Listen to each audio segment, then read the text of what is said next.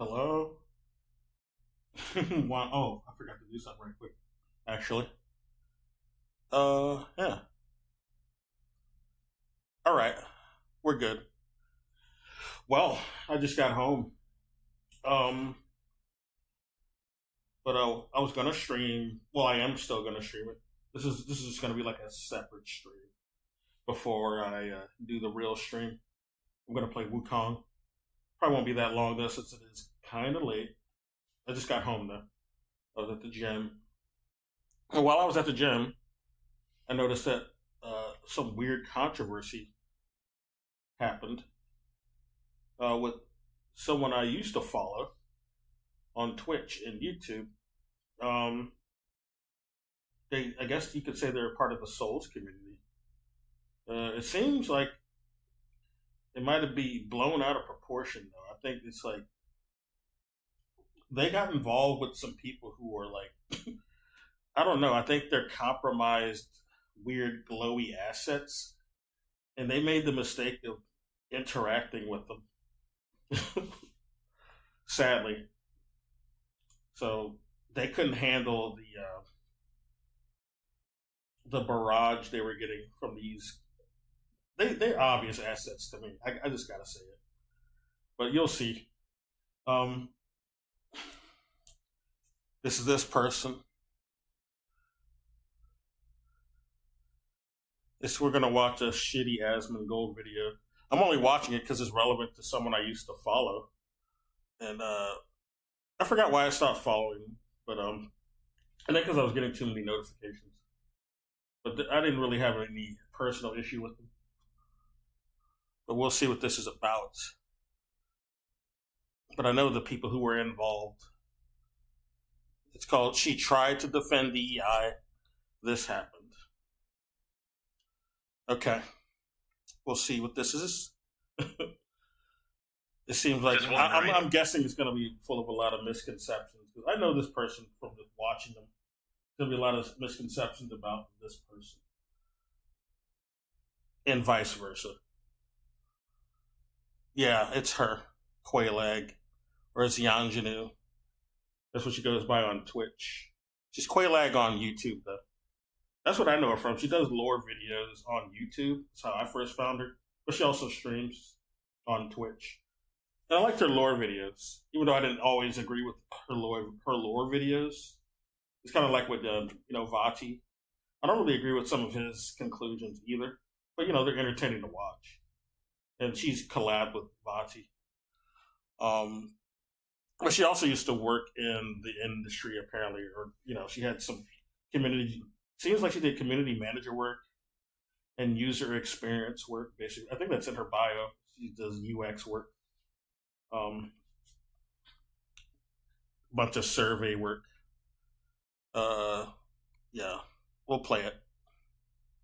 The discourse is BS. Shut the heck up. A thread. And indeed, she's made a 7-part thread here that's now collected over. Okay, let's pause it. I don't need him to read it. I want to read it. Nobody is coming to save you. No incels are going to band together to create an immaculately gate-kept industry for you. I mean, probably not. But I wonder what this is in response to, is what I want to know. The existential dread you grapple with who is she responding to specifically? I need to know who she's talking to. I don't like, cherry picked tweets. The existential dread you grapple with has everything to do with the facts you weren't loved enough and that most people find you insufferable. Probably true, but I don't know because I don't know who the hell she's talking to. They don't show, but maybe they'll show later. Used in the initial tweet. That's a lot. It's now going kind of viral in gaming circles. And what does it say? Nobody is coming to save you. We'll turn on the volume a little bit. Now going, no incels are going to band together to create an immaculately gate-kept industry for you. The existential dread you grapple with has everything to do with the fact that you weren't loved enough and that most people find... That's actually not true. The incels have banded together. They're on r/Asmongold. I don't know what she means. Yeah. But she means the industry, though, not your community. She's clearly talking about the industry. Whoever she's speaking to. This has already happened. I'm viral. What do you mean, Circle? Unless he's saying he's an industry asset. I mean, he is big enough to where he could be, I guess. Extremely angry, very unhappy with gamers for having the audacity to criticize corrupt corporations in the gaming industry. She seems to really want to defend those corpos. Leave the multi-billion-dollar company alone. I mean, this is a meme people have used for incels, though. Like, they're using it on her. I mean, it could work both ways, depending on who started this defense first, I guess.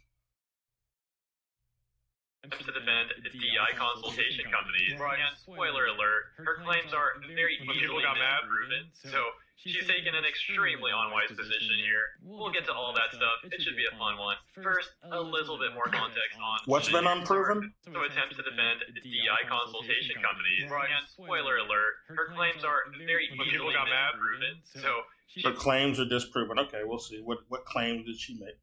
She's taken an extremely unwise position here. We'll get to all that stuff. It should be a fun one. First, a little bit more context on who this even is. With 22,000 followers, she's on Twitch and YouTube, and in her bio says she's not very big. So I wonder why there was a big reaction to this person. She's not a big. I mean, as much as I know her, I mean, and I'm not a big content creator myself. She's not as big as like an Asmongold who has millions of followers. She only has 20K. She's not that big. So I wonder why this even got a video made. It's really weird. R&D and game and media production by day, a lore keeper by night. Providing additional information in her tweet, she says, "Hey new folks, I'm Ray. I work in the gaming industry, in UX R&D plus game production. I worked on various software and hardware for Xbox. I now work as an independent media producer and have the privilege of working on the Dota Internationals 2023 and other gaming media projects." Yeah? Okay, with that context, let's return to her angry thread and see what all she has to say. The discourse is bullshit. DE consulting companies don't bully studios in a change of creative direction. Well, this is a general assumption, yeah. The DEI people are the ones who are making these game devs do this stuff, and they don't really want to do it. When that's not necessarily true. There's some game devs who just want to do this stuff that some DEI firms are also on board with. And there's some DEI people who just come in and show them how they can implement that stuff in a sensitivity reading type of way. But there are some coaxing that goes on too. But she's right though in that it's not always a DEI company that's responsible for that. Like there's just some devs who just want to put that stuff in. Like the guy from the Spider-Man 2 game, he talked about this. He's not from the DEI consultancy group. He's in the company. He's in the dev studio. He's the director of Spider-Man 2. He wanted that stuff in there. It's not necessarily they're just forcing these devs to do it. There's just some devs who just want to do this stuff. She begins with part 1 saying, DEI consultation companies don't bully studios into changing creative direction. They act as resources to help creatives portray a lived experience. The Northman is an example of this. Okay, so first of all, I'm sure sometimes that's true, but I'm sure sometimes it's not. The Northman, I'm assuming this is about Norse shit. I don't know. Just by that name, I'm assuming.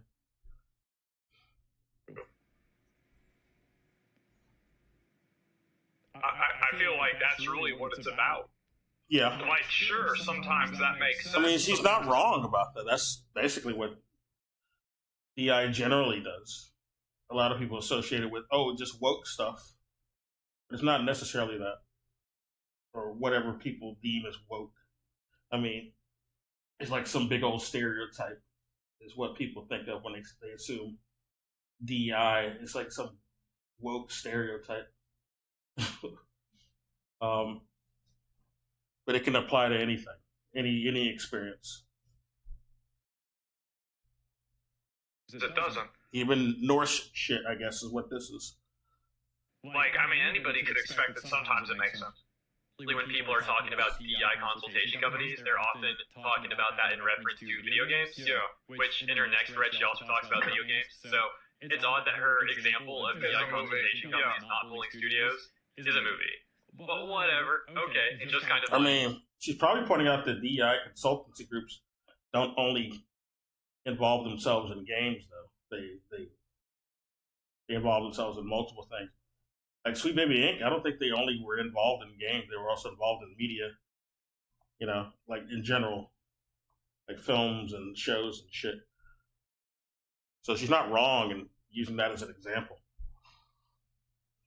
Allow me to address the main point, which is her claim that DEI consultation companies don't bully studios into changing creative direction.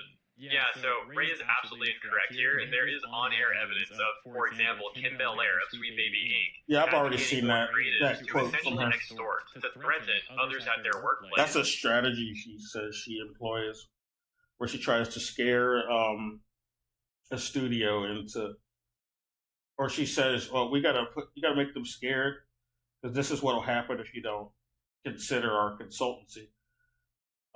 But we don't know how effective this actually is, and how much success she's had with employing this strategy. This is just something she said. So we need to see some actual receipts to where this is like a studio says that they hired them because they got told this. We need to have this confirmed. Into putting part of the budget towards consultation firms. Yeah, you know how much budget is reserved for DEI? Like a fraction.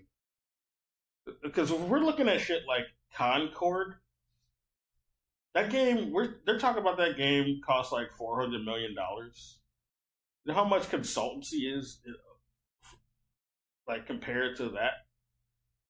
It's not even a fraction of that amount. That's not why the budgets for a game gets inflated or anything. I mean, you might consider it a waste of money still, but it's not the brunt of what the cost of the game is. Creative working in AAA, which I did for many years. Okay, now let's look at what their agenda is. Consultation firms. Instead of just listening to what she's saying, I'm going to look at what their agenda is right here. We're going to listen to her, but I'm going to read this first. Bring in marginalized collaborators at the beginning and ask them how to make it great rather than less bad. I mean, that's fair. There's nothing really wrong with that. If you're a creative working in AAA, which I did for many I mean, years. you want to know what other people. You want to know what how to make stuff that other people will also like. Because there's some things that are cool that or might just be missing. So that's not a bad thing. AAA build connections with marketing to express the value of inclusion. No, that's a semicolon or a. Yeah, it's a colon, not a semicolon. Build connections with marketing to express the value. Well, this can get murky because of how she defines what this is or what she does with marketing. So that might look bad considering what she's going to say next, because I've already seen this clip on another thing. This is an old clip. Put this stuff up to your higher-ups. And if they don't see the value in what you're asking for when you ask for consultants, when you ask for research, go have a coffee with your marketing team and just terrify them with the possibility. Yeah, this doesn't look good when you hear it out loud. But when you think about it, we got to think about how effective has this been? This claimed strategy. We don't know. She could have had a lot of people who just said no, or she could have just encountered people who were already on board with that shit before, like the Spider-Man 2 director. Of what's going to happen if they don't give you what you want. She has Like a lot of the essential- people who are also the people who are on with the what is it, Horizon Zero Dawn and Journey in the West, whatever the Hidden West or whatever the fuck it's called. Those people are all on board with that shit. The people who are in house in studio, they're all on board with that shit already. They didn't need DEI consultants to coax them into, agreeing to any of that. That's crazy. The Alan Wake people, they're already on board with that. They didn't need Sweet Baby Inc. to coax them. Of what's going to happen if they don't give you what you want. She has essentially. That's crazy how they just say that. Like, that seems like you shouldn't have said that.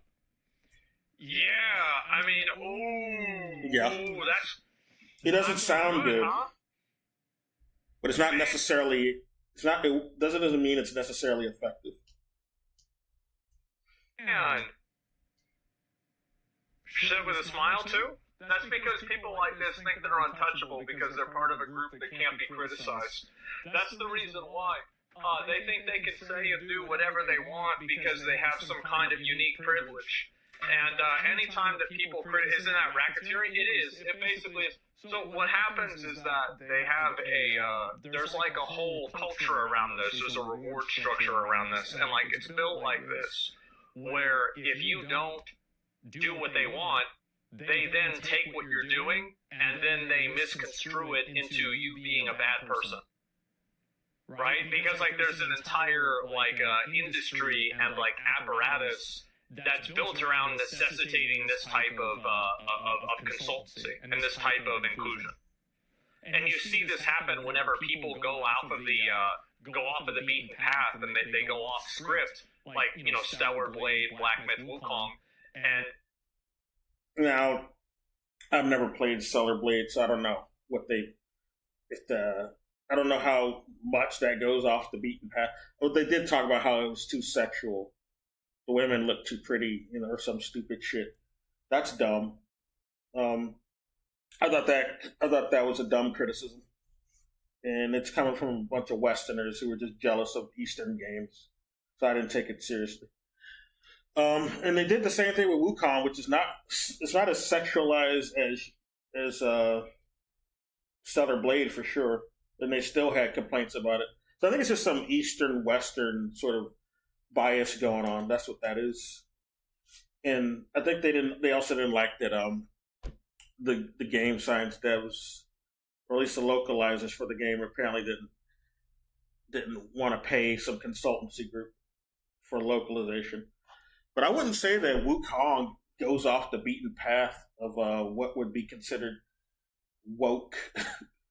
It would be accused of woke because Wukong deals with if you didn't have this East versus West bias going on and this fake controversy with Wukong, and they just looked at the game and at face value for what it actually was.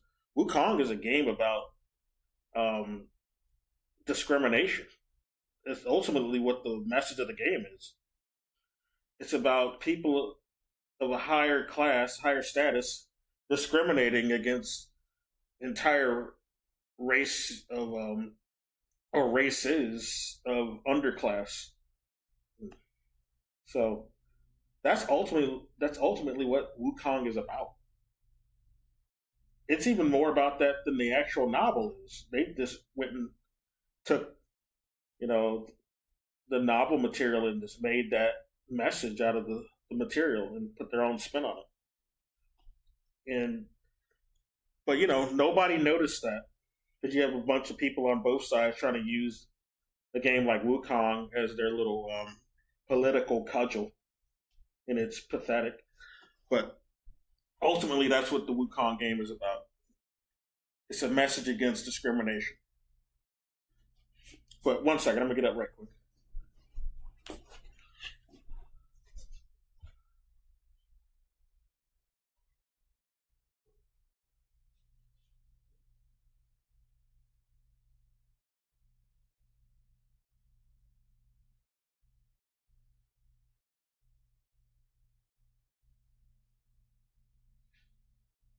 I'll be back. I'm gonna be in there in just a second. Just had to put something up.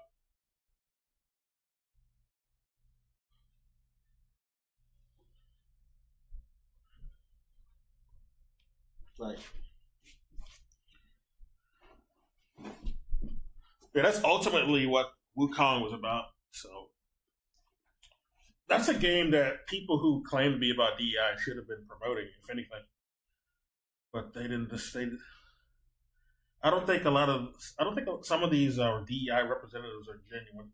I think some of them are like Edward Bernays type of fronts is what the issue is.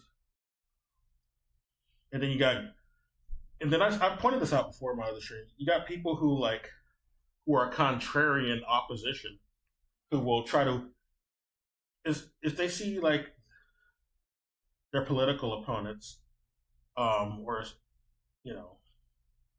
supposed political opponents shitting on something, they'll try to co-opt what they're shitting on.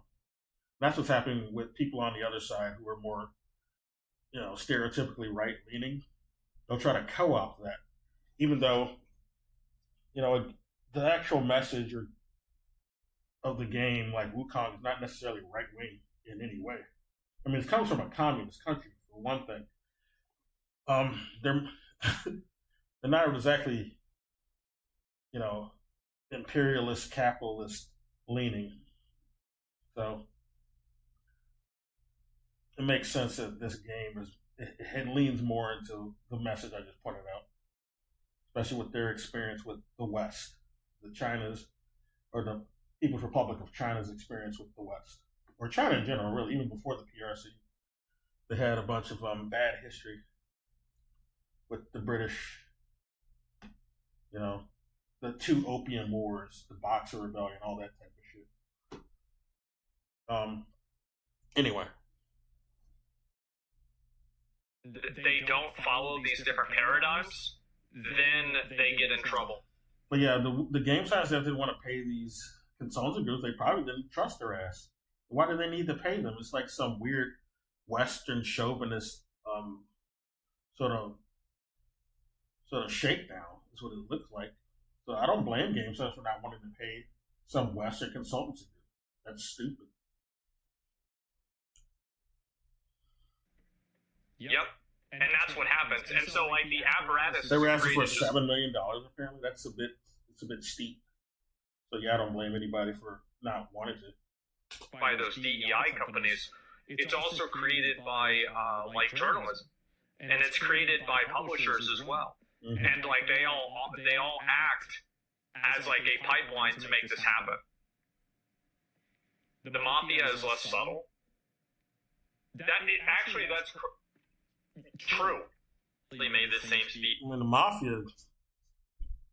These are the type of the mafia has evolved, and the mafia was always propped up by spooks in the government. The mafia was never a genuine sort of organic thing. It was propped up by some government assets, basically, in the CIA, at least in the West.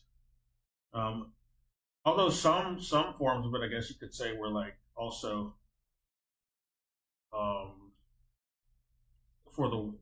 not necessarily with the government. They were more with the working class.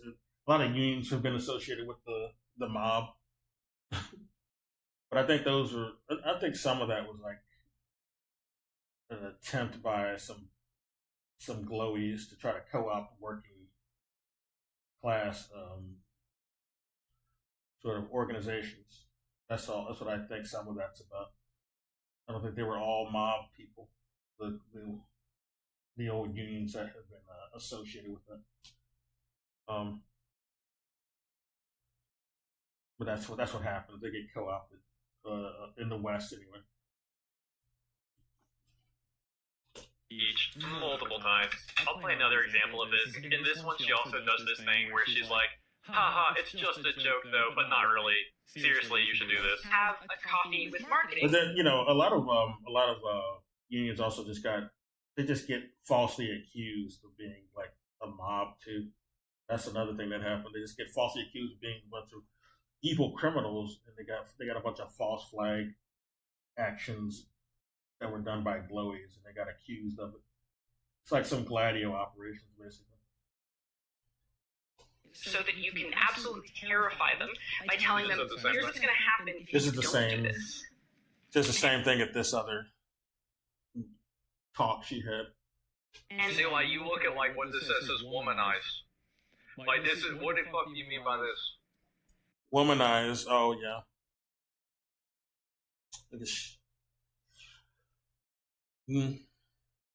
It says it on both of these. Like, what do you mean by this? Like, this is crazy. People trying to push their agenda, push their identity onto something. Amazing. I say that sometimes, like, as a joke, as Yeah. you talk to marketing and scare them, but consider, honestly, the possibility that, like, those people The thing have is, to she didn't mention Sweet Baby Inc., so why are we looking at this? Sweet Baby Inc. is not the only DEI consultancy group. This is kind of like a smoke screen, to be honest. it and deal with everyone who's going to come at them. She didn't if mention this is Sweet Baby Inc. at all. a mistake. They have a Yeah, exactly. And that's why you shouldn't listen to people like her. Is because there's a lot of people that don't like this kind of stuff, and the more that they speak out, the less people listen to her. And that's what's happening now. Is you see that more and more people are seeing this happen, and they're like, well, actually, I really don't like this. And now you see companies that are taking these people off of their branding. They're not using them. It's because these guys, they thought that the companies were on their side. I think this is a huge problem. Is that like this, like DEI, like Sweet Baby shit. Like, they thought that the companies were operating to help them, right? That there was like a shared ideology. The company only cares about money. And if you can trick the company into thinking that doing what you want will make them make money, then they'll do what you want. But never forget that one. This is only in response to, like, if she's talking to, like, marketing. If the studio's on board with it, like, say, Sucker Punch, or not Sucker Punch, Insomniac, who would be on board with this stuff, or Guerrilla Games, or the Alan Wake team. What are they called? Remedy? Yeah, the Remedy team. I doubt it goes to the marketing people to begin with. It's not going to the business side to begin with when she's talking to those people. Because they're already on board with this stuff. This is like a hypothetical that she's bringing up. Well, if the studio don't want it, then talk to the marketing team and tell them how it's a bad look. That type of shit. And we don't even know if this even works. She just says that's the strategy she tries. One thing causes the other. It's not like there's like The Concord devs, look at the Concord devs. They didn't need Sweet Baby Inc. You go look at their fucking interviews behind the scenes. They didn't need Sweet Baby Inc. to convince them. They already wanted to make some shit like that. And the game apparently cost $400 million. Consultancy not even is barely a portion of that budget, if that's the case. Which came first, the chicken or the egg? No, the money is the reason why they're doing it. vested interest in reducing harm and of keeping the sentiment around your project positive. And there's a genuine value there's in Ubisoft there. right there. That's not just ethical, it's monetary. And that makes it, for a lot of people in marketing, Ubisoft, like, you could probably argue, they probably do shit reluctantly. They seem like a phony company for years, so maybe they did some shit reluctantly for DEI. But, that's not it. It's not all studios. a genuine, valid discussion to have very, very early. And sometimes that's actually where you can find your consulting budget. It's pretty gross how these people openly gaslight others, whether it's other people. Well, they gaslight the companies. That's what they do. Harmful and unethical to not use consultation firms. Yeah. Isn't that convenient? Hey, if you don't use our company, if you don't pay us, you're unethical and harmful. Her claims that there's a monetary. That's exactly what they do. Is that Yeah. New report from Forbes. See, this is Forbes saying this, so it's probably, most likely, as true as we can assume for now. 400 million. But are we going to assume that this is all consultancy? Most of this is consultancy now. That's they try to. That's delusional, basically. They try to create, and this is how it happens, right? Is that they create an apparatus that necessitates their existence, and the way creating a problem to pretend to solve it. Yeah. This happens beyond DEI. This happens in any field or, any industry. This is something I pointed out that's an issue in medical industry, creating fake issues to solve a fake problem, to fake solve a problem, not even solve anything, to make a profit with. Happens is that the people that are involved with them are also involved with journalism. And not profit merely through direct, purchases or of anything, but also profit by acquisition of power, acquisition of control, shit like that. So when they're not included in the creative process, then journalists cause problems for the companies for not doing that. And you saw that with, for example, like Black Myth Wukong. I think that's probably the best recent example. That was the most manufactured controversy ever. It made no sense for that game to be singled out as a controversial game. I think they were accusing the devs of being sexist. A bunch of these Anglo people were just mistranslating the Mandarin, trying to make it look as bad as possible.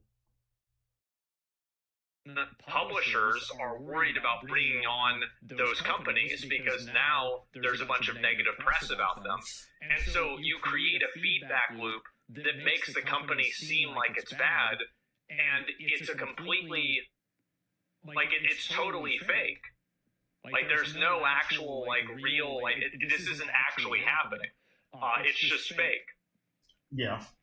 Now, what are the chances that big corporate is going to incorporate DEI into a competitor to lower their stock price? Well, I don't know about that. If you don't hire our services, then you're gay. Well, I think it's the opposite, number one. But number two, yeah, I guess so. You're not. If you don't hire us, you're not gay. Which I guess, yeah. That's another scenario. Here's the problem, is that what they do is they go and they basically, with the journalism, I think that's the worst part about it. I think the journalism and the way that it's covered in media is way worse. And then content creators make money. IGN was the most egregious. They literally told people not to buy the game. It was really weird. So they said to pirate the game. At least people who worked at IGN, I don't know how IGN allowed that. That's not professional at all. And it's all for some fake issue. It's stupid. All for something none of the devs did. They were just mad that they got backlash from the audience of people who called them out on their bullshit. But it has nothing to do with the game science devs or the game itself. But they said, yeah, pirate it. Just out of spite. It's stupid. Farming the rage bait? Yeah, of course. Absolutely. And the media, and again, they could not exist without the media creating a necessity for them to exist in. It's all part of an ecosystem. Are also highly questionable, and that's me putting it lightly. There's been so many examples of DEI-related games lately. For example, Concord, Dustborn, SSX. So this guy left 200 million whole. Yeah, okay. Did they think that was DEI cost, though? That's not why that game cost that much. You can say that's probably why it failed, though, for sure. I guess, for some design choices and narrative choices. But also the game just isn't fun. It's just they made it another fucking game as service. Nobody wants to play a game as service DC game when you kill the heroes. You kill Batman. It's supposed to be a part of the Arkham series. That's what this game was a sequel to. Nobody wants to kill Batman in a fucking Arkham game series sequel. This was like just that concept alone is a fail. It didn't have to be like you could. It don't matter how non-woke the game would have been. Just that concept alone is bad. That would have done bad anyway. You kill Batman in this fucking game? That's stupid. You could have made Harley Quinn the hottest bimbo on the planet, and that wouldn't have saved the fucking game. Nobody wants to kill Batman in his own fucking series. Make him look terrible. SK the JL, Tales of Kinsera is out. That have been absolute financial disasters. Yep. Okay. Tales of Kinsera is out. That have been Just 3 months after launching Tales of Kinsara. Like, this is another fake issue. Like they kept calling this game woke because it had a black main character. This small indie side-scrolling game starring the guy who was who did the voice and I think the mocap for the main character in Assassin's Creed Odyssey. Or not Odyssey, Origins, where they were in Egypt. And people had an issue with a black person being in Egypt, in ancient Egypt. Because apparently black people are not allowed to go anywhere above the sub-Saharan area, according to white people. We're not allowed to go there. You know, it was impossible for black people to go anywhere before the Atlantic slave trade, apparently. We just didn't know. We knew nothing about the Nile or nothing, dude. It was just too hard for us to, like, cross from anywhere from Ethiopia up to Europe at all. This is impossible. This is what we got to believe. Us black people are just too stupid to go there for eons. We're just too stupid to be able to go to Northern Africa or Europe in any way for thousands of years. Okay. But yeah, this game was they called it woke only because it's a black main character. financial. It's a fucking period piece of anything. This has nothing to do with modern politics. It's the black main character. It seems to deal with some African culture stuff. That's woke, though, apparently. You're not allowed to have black people star in anything or have anything be about African culture in any way, because that's woke and bad. So I thought that it was a manufactured backlash against this for sure. It really set me off a little bit. The game looked good too. It looked like it reminded me of the. It's kind of like how that what was it? Prince of Persia. There was a Prince of Persia game that came out the same year, and it looked pretty similar, and I got praise. Meanwhile, this game was getting called woke, and it was only getting called woke because it's a black main character. Let's be real. They use the excuse, oh, they had a consultancy group. Well, so did the fucking Prince of Persia game. So what are you trying to say? You're only mad at the black game, though. What do you think the consultancy group did? What do you think? Did you think they listened to everything they said, or they told them to put in bad stuff? Like what? What's bad? Yep. Back to Ray's thread. Games aren't falling apart due to okay, this is Quaylag. They aren't falling apart due to some conspiracy. They're falling apart due to insanely high interest rates and poor investment. Yeah. And she's right about the costs are going up. It's not even just because of interest rates. It's just the budgets are getting high just for the cost of doing anything. But yeah, the interest rates are adding to the cost for sure. We're also in a recession. Not incorrect. And bad investment, poor investments. Well, that's nebulous. That can include things like, what they're accusing of here, like DI. But like I said, DI is a small fraction of the budgets. So it can't all be blamed on DEI when you think about it. The high budgets aren't because they're just paying the DEI people. There's part 2 where she says, games are not falling apart due to some conspiracy. They're falling apart due to insanely high interest rates and poor investment decisions. We're also in a recession. So what exactly is she calling a conspiracy theory? The implication seems to be that she's saying that If games were failing because we were in a recession and because in a recession. So what exactly is she? And poor. She's saying that they're falling apart because of high cost. That's ultimately what she's saying. And the DEI is a small portion of the cost.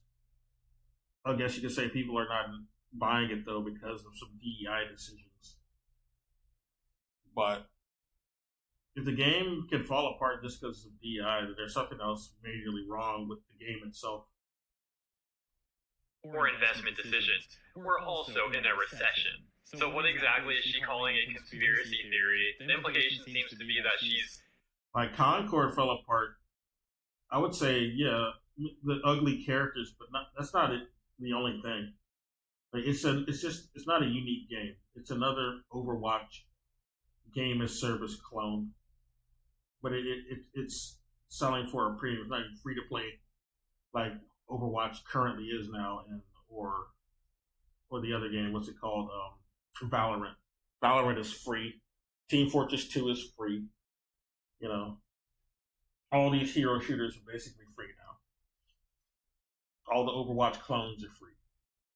So yeah, you're not really going to get a lot of people wanting to purchase a Overwatch clone, especially when the designs aren't as attractive, and the other Overwatch options are just free.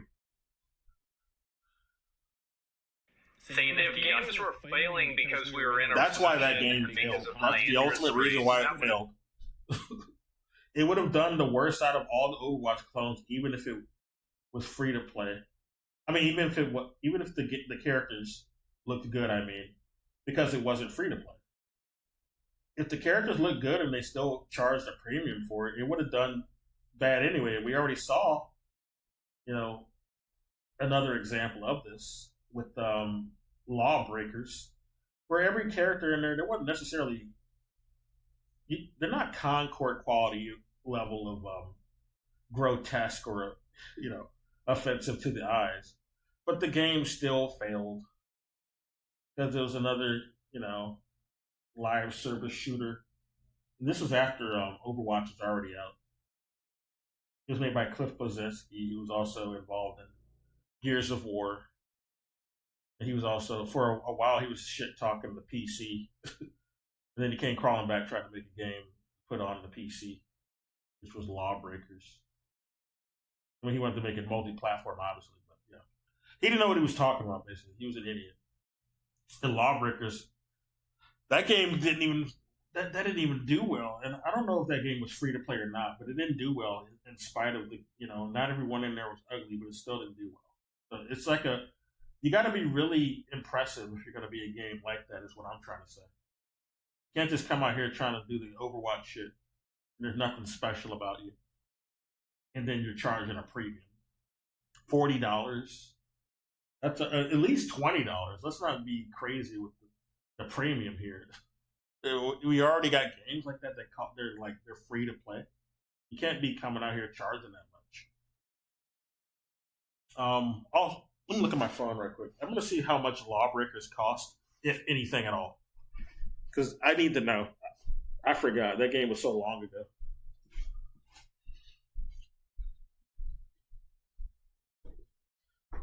There was also Battleborn. That game failed. There's been an ample example of a bunch of Overwatch clones that have failed. It's just a stupid idea to think you're going to be automatically successful just making an Overwatch clone. Valorant was lucky, I think, because it was free. And the characters are also attractive on top of being free. All those characters are like models. So you're not going to have people really complaining about the designs and that. characters that a lot of people would just want to play and look like and do cosplay for.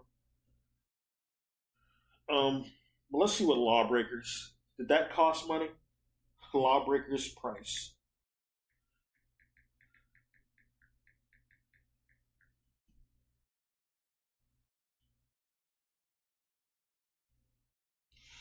Yeah, it costs like, well, right now it costs $40. So I'm assuming it costs that much, or at least more than that when it came out. Yeah, it seems like it was charging a premium. Yeah, Cliff Bleszinski. Well, it turns out Nexon does own the rights to Lawbreakers. I guess they own it now. I don't think that was always the case. So I guess they were charging a premium for that fucking game. The game was pretty fast paced looking too. Oh yeah, I also forgot they tried to do another Overwatch alike with Quake. Although Quake had deathmatch type stuff even before Overwatch, but they were trying to be more like Overwatch with the newer one, and it didn't work out. And I think they shut it down. Epic shut it down. I think, was it Epic or not Epic? id. I think id was the people. I forgot. I don't know. I'll play the rest of this. It's getting late. Affect all games, but it seems like only games like Concord and Assassin's Creed Shadows and games like Dustborn, for example, are being affected. What do you mean Assassin's Creed Shadow? Because they have Yasuke in it. Like we gotta make a big controversy about Yasuke. Oh, they reference an actual black man who was in Japan. Oh, that's woke and bad. Why? Although you can make an argument for it's kind of stereotypical for them to have hip hop music playing when he starts fighting. Like why? Just because he's black. But other than that, just referencing Yasuke is not a bad thing. Although I guess you could say, you can have more than him to be playable, or also have a Japanese man you can play as too, instead of just. But you can play as a Japanese woman, but people don't only want to, or they just don't like women at all. So they want a male option that's Japanese, which you can do. They probably should have just done all three, but it's not a bad thing to reference Yasuke.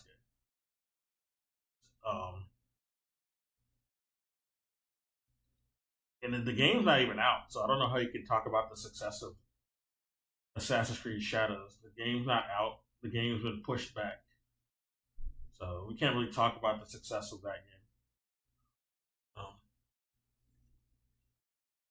Unless you talk, I guess he's trying to talk about pre-orders or something. There's this commentary about the pre-orders are too low. That's why they pushed it back, which is possibly true. But also because possibly due to a lot of a fake controversy about the fact that they feature Yasuke in the game. Not a problem that Yasuke's in the game.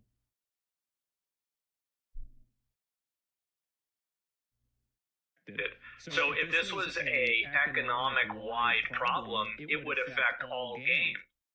Assassin's all games, because we were in the implication seems to be that she's saying that if games were failing because we were in a recession and because of high interest rates, that would affect all games. But it seems like...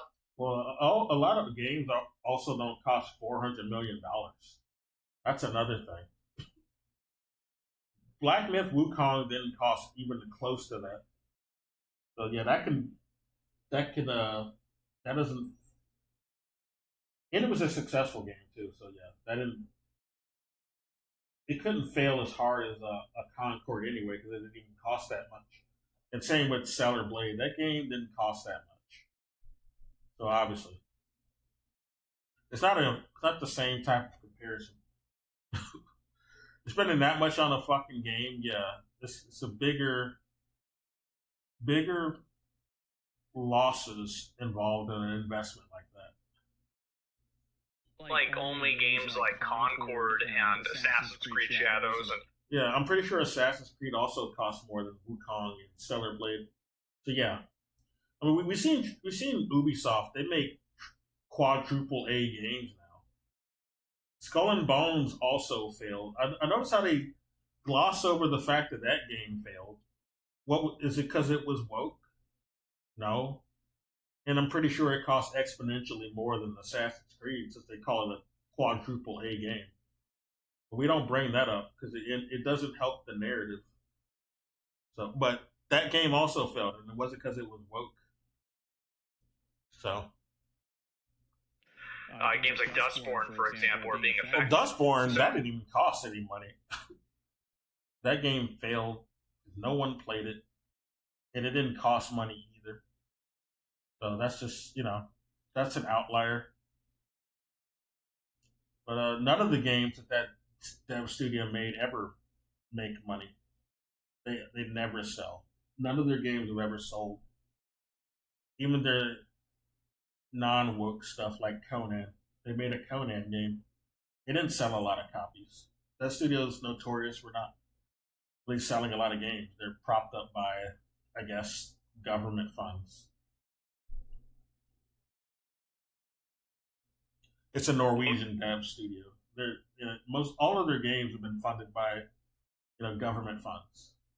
So that's how they're even able to make games.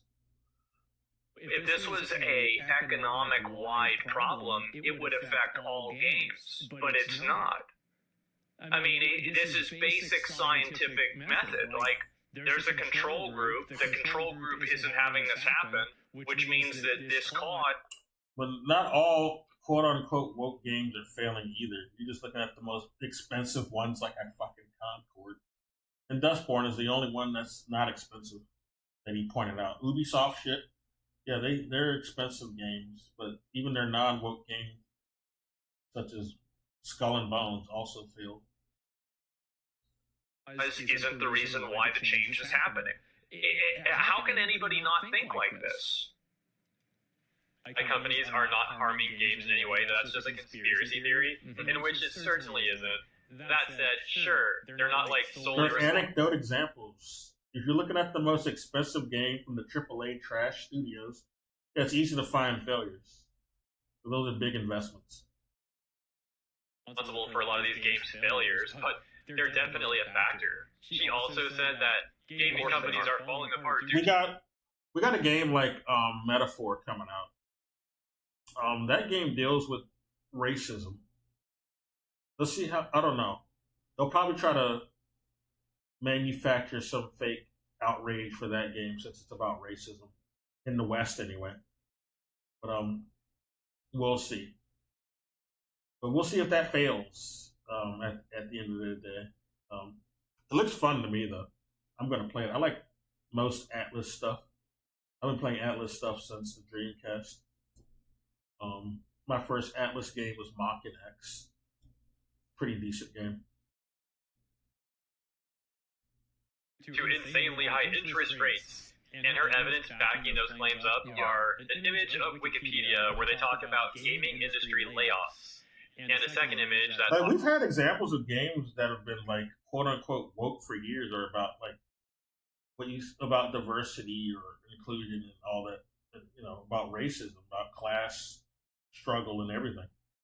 We got BioShock. That game was a commentary against anarcho-capitalism and Ayn Rand. Right?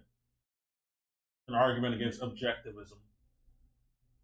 So that's one of the most popular games. You got Abe's Odyssey, another game that's a commentary against, capitalism and slavery, basically. You got games like Disco Elysium, which was widely praised. And then something scummy happened to the studio. It was pretty grimy. But that game was pretty well received. It was a CRPG that dealt with communism. It was a commentary on communism and had a lot of commentary against fascism. It's a pretty good game. No one was going around calling those games woke when they came out. They weren't smearing them, saying they're bad or they failed. Or, they were well received. They did well. There's proper ways to do this type of stuff. And we'll see how Metaphor does, but I think that's going to be another one we can could add on to the pile, though, unless some artificial campaign comes up to try to make the game fail. But I don't think it'll fail in like Japan or anything. We'll see. The West will try to manufacture some shit because they're doing. The West is all about their culture war right now. There's a big culture identity war that's going on. And they've been trying to wage it against a lot of their rivals, especially with like such as China, especially. But anyway, talks about tech company layoffs. So has it ever occurred to you that the layoffs are happening as an outcome of these bad games being released and not making money? Because Capcom is hiring people. That can be it. Although, how well did Dragon's Dogma 2 do? Did that do well? Dragon's Dogma 2 was not as good as the first game, though. That's for damn sure. Dragon's Dogma 1 was way better.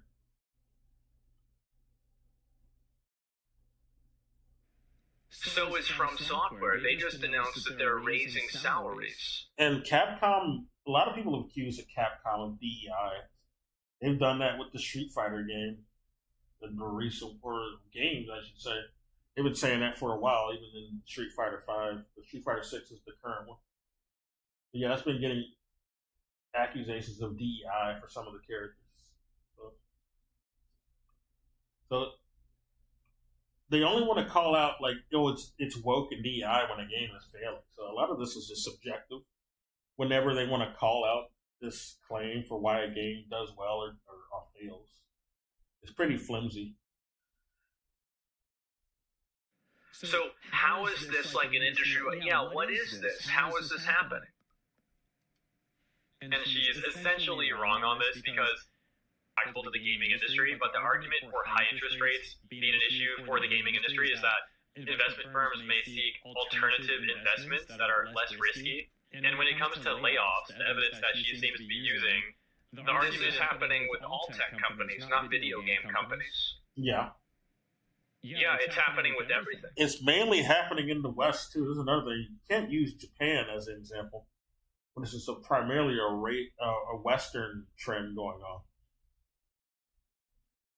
That's another thing you got to consider. The economies are not one-to-one. There's a bunch of fuckery afoot going on in the economy in the West, basically.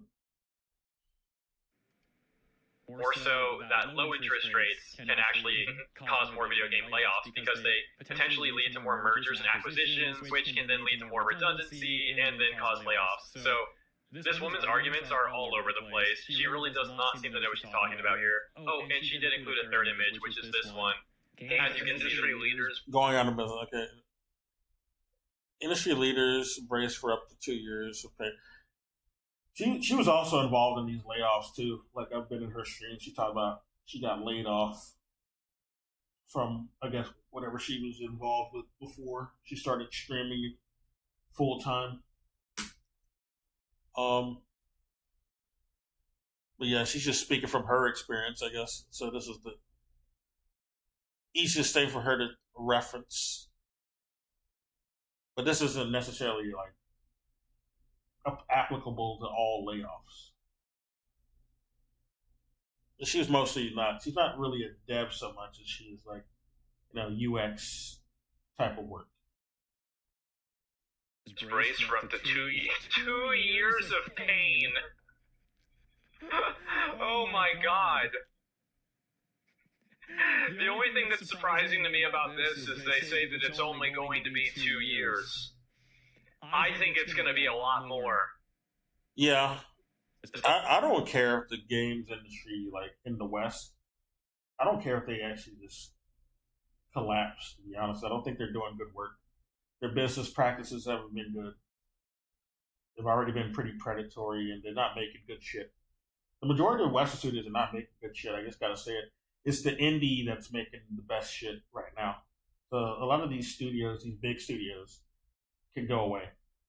They're kind of parasites, so be better off without them. does nothing to help her at all. Now, to be fair, she also said poor investment decisions by the gaming companies. Well, like, Yeah. has it ever occurred to you that those poor investment decisions are things like Concord that are informed by criteria that don't reflect gamers, like DEI?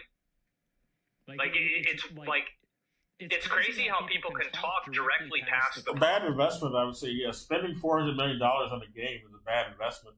I don't care how much you thought it was going to be successful. That's a stupid investment. You think the only way you can like make a profit off of that is you're guaranteeing the game's going to make $1 billion.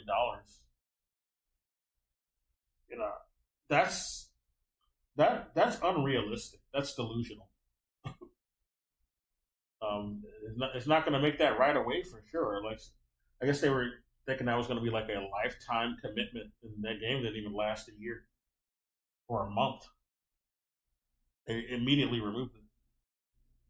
Problem that's staring them right in the face. It's like the poor investment decision is that game. That was the poor investment decision. That might be what she means, though. She might. You don't know if she doesn't mean. Yeah, that's what I mean. That's a bad investment.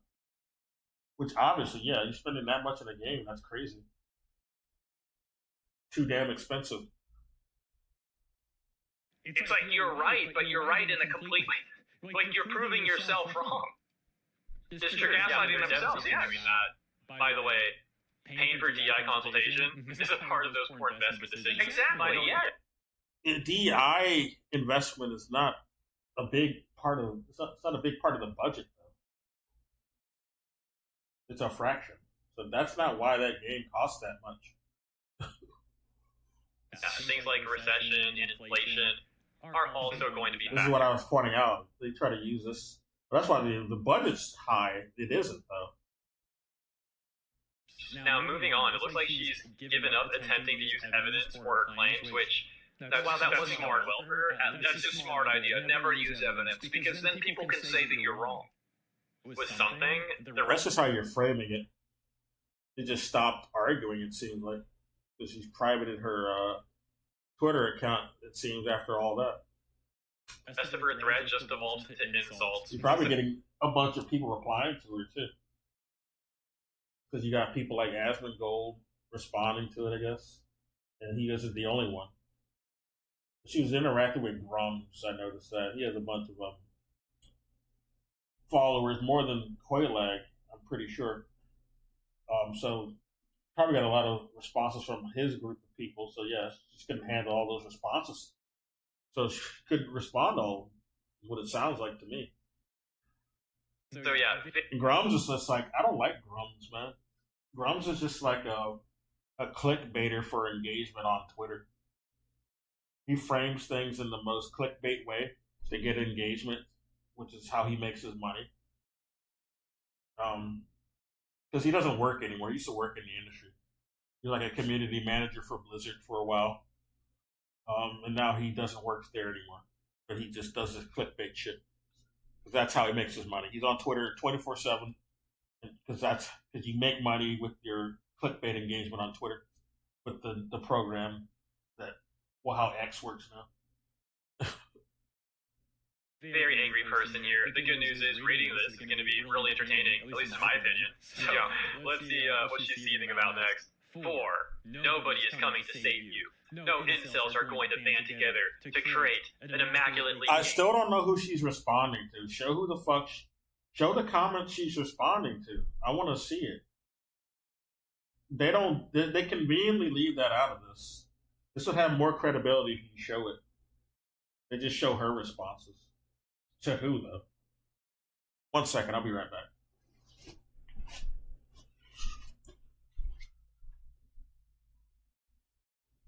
Like, I've seen some screen caps of who she was responding to. It was people like Grums. And then, but they need to show that on here. I wonder why they're leaving that out.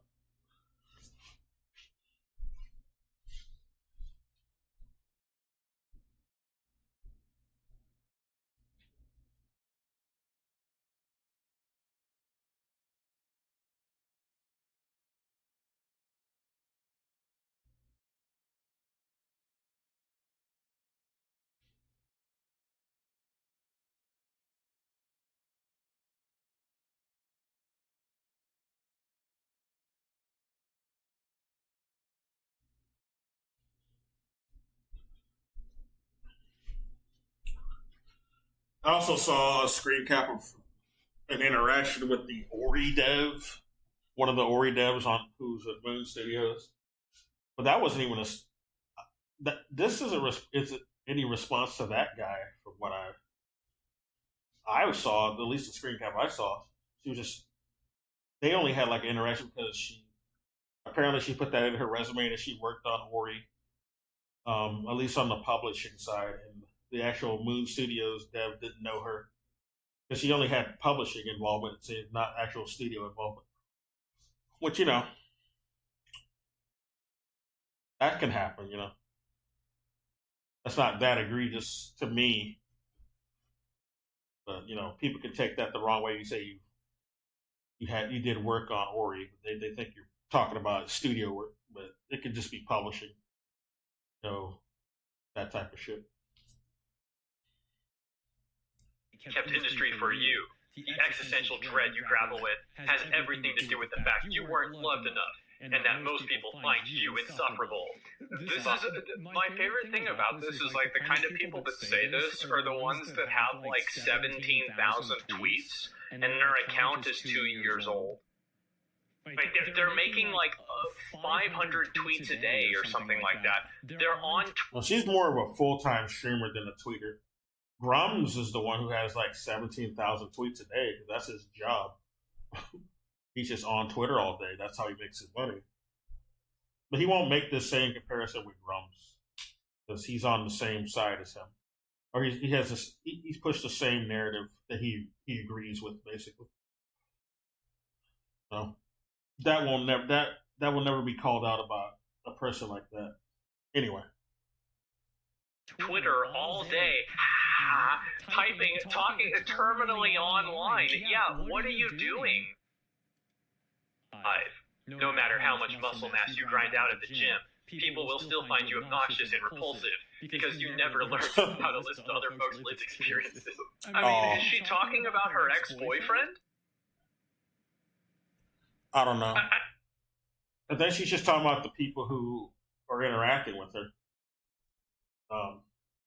Which I guess some of them, they are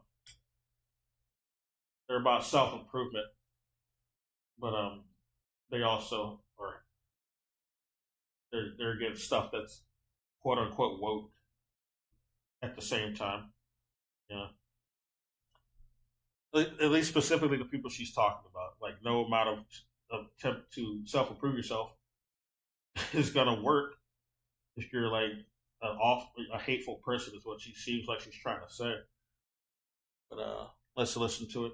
This would be better if they just show who she's responding to. We'd have better context. I mean, did she have like a bad experience with like an ex-boyfriend that was like rude to her, and he went to the gym, and so now she's like? Well, she doesn't have any issue with any men who go to the gym that she likes, because her boyfriend is in her streams. He'd come on. He goes to the gym. She doesn't hate anybody who just goes to the gym. She's talking about the hypocrite people who are trying to self-improve themselves. That's what it sounds like. While hating on other people and lived experiences is how she's framing it here.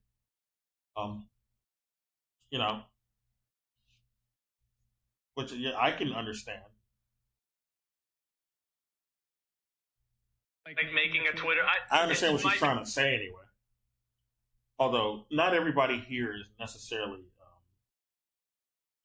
They're not all. Well, I don't know because I don't know who she's responding to. Maybe some of them did bring it up going to the gym. We don't know because they're leaving out the actual people she's responding to. You're right, guys. It could also be your dad. Dude, she's completely lost it, man. She's just so mad now. Oh, man. 6. The idea of freedom and independence has been sold to you so that you don't feel any internal responsibility to care for or feel interconnected to others within your community. The idea of freedom and independence has been sold to you so that you don't feel any.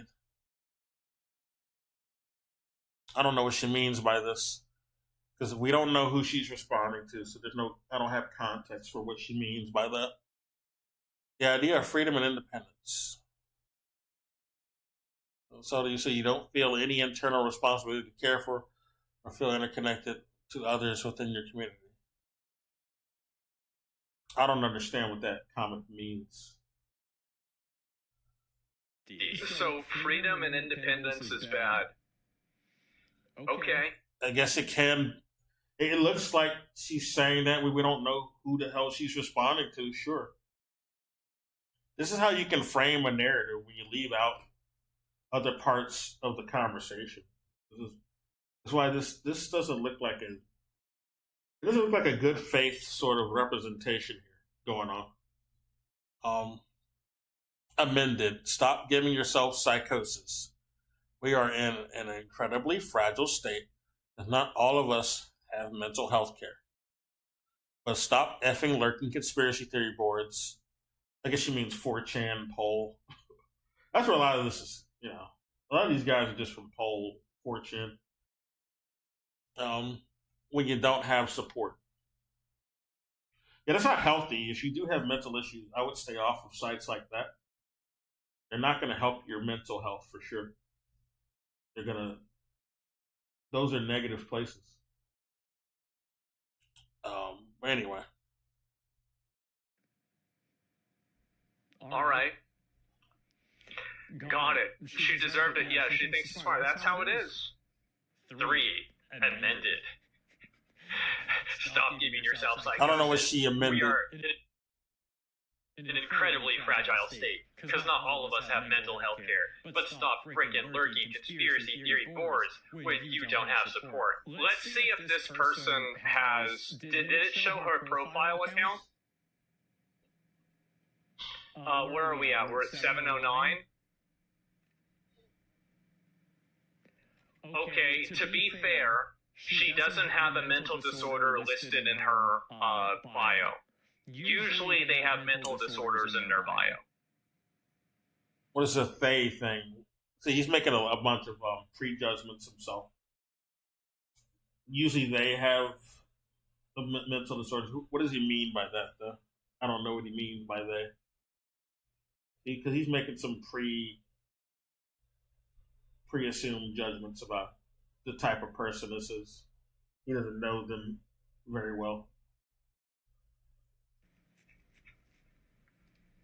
Theory boards when you don't have support. Oh wait, shit. 7 indies are gonna carry us for a while. Oh wait, shit. Oh, she's saying 7. This is her another part of her list. Indies are gonna carry us. Oh, she made a typo. She just typed it twice. And for a while. Shout out to Amazing Powerhouse, and she's right about that. That's very true. Yeah, indies are better. I don't like big AAA studios anyway. They need to go away. She's right about that. That's actually correct. 7. Indies are gonna carry us for a while. That's shout out to Amazing Powerhouse Indie. He agrees. Yeah, but why are they? Why is that happening? It's because they're not adopting this type of ideology. That's why they. What type of ideology? They're not. She didn't state any ideology at all in any of her comments. So what ideology is he assuming? He's already framing a narrative about what this person supports, even though she didn't say anything about any ideology. She just pointed out that she defended DEI. That's it. But DEI is not an ideology on its own. The games are very popular. And because they're not adopting this ideology, what do you mean? Indie games, or they're not monolithic. They're about all types of things. Like what is the ideology he's thinking of?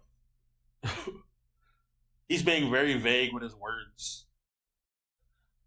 Because if he was specific, we could point out a bunch of indie games that go against what he deems what ideology he's declaring here. But he's not being specific about the ideology. Because if he did, it would hurt his narrative. Because you could point out a bunch of games. It's one of the reasons I love y'all. Okay, well, yeah, indie devs are awesome, but my gosh, dude, what is wrong with this person? I love how she also demonizes working out and simultaneously acts like she cares about mental health. There's been numerous... She doesn't demonize working out because she goes to the gym, too. She talks about going to the gym all the time. And her boyfriend does, too. So she doesn't hate men who go to the gym either. She's just directing it at whoever she's responding to. She doesn't like those people. Studies that link to benefits. It's like, yeah, you care about mental health, and then you're going to call people that disagree with you that they're unloved, and nobody will ever care about them. It's just the typical, like... We don't know who she's responding to. I would say, yeah, she's just saying this randomly. That's not really a good way to, confront the issue. But we don't know who the hell she's responding to. I don't know. I don't know what that response is to. Because they're not showing it. You want to talk about, like, toxic masculinity? This is, like, toxic, like, femininity, right? This is the pinnacle. One of the reasons I love y'all. Okay, well, yeah, like, maybe I missed it. Or due to... Did I miss it? Pretty great. Harm. But, yeah, of course. Is there a mention on who she's responding to in these? But not image is layoff. They just show some sweet baby low interest ink rates thing, can actually which is something she didn't even link. layoffs. She didn't link the sweet baby ink thing. That's just something they brought up in the middle of this to frame a narrative. That specific talk. Where did this start? Where is it?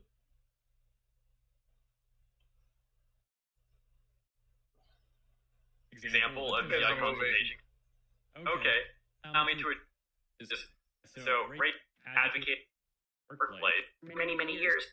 Allow me to address the main point, which is example of DEI consultation. It seems like she's just speaking generally. I don't know. At least with this opener. Is that the first tweet she made, though? I don't think so. No. That wasn't the first one.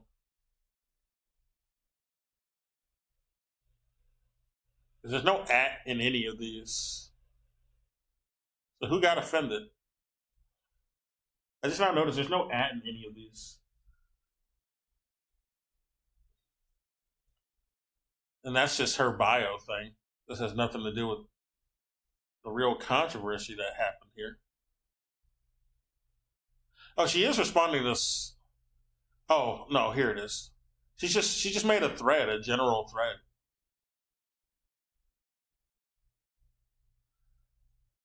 The discourse is bullshit. Shut the F up, a thread.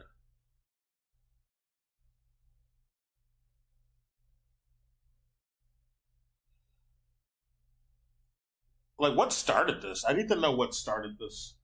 Why did this thread get made? I don't understand. It's on Twitch and YouTube, and her bio says... I know, I've seen some screencasts of her interacting with some Grum's people, though. So that might be it, but they're conveniently not showing that here. Oh, I wonder why.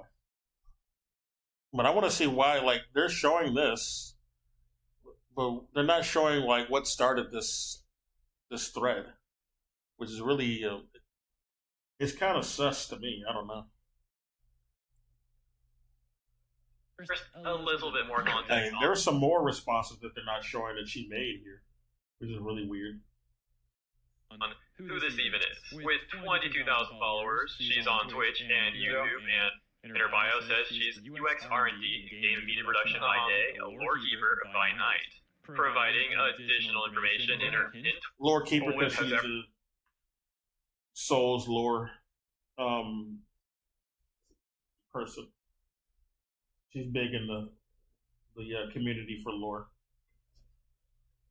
She's not as well known, but she's been around a long time doing lore. And she has collabed with Lati. Well, they just started with 4. Okay, they started the video with 4. So who felt offended by that? Well, we know who felt offended. But I want to know what started the thread first place. I'm still not sure about how this thread started. No one's really pointing out where this all started. And then her account is private, so I can't see. Because I guess she had too many people coming after her. Going by the screen caps I saw, yeah. Too many Grums people.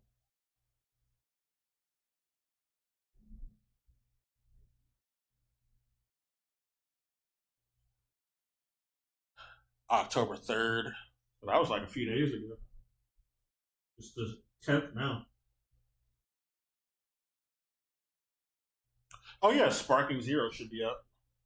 I was gonna get that game, but it costs like $70 fucking. I don't know if I want to spend that much on it. I'm protesting jacking up the price on games. But I don't know, I might get it anyway. That'll be the one. I don't know. I gotta see how good it is.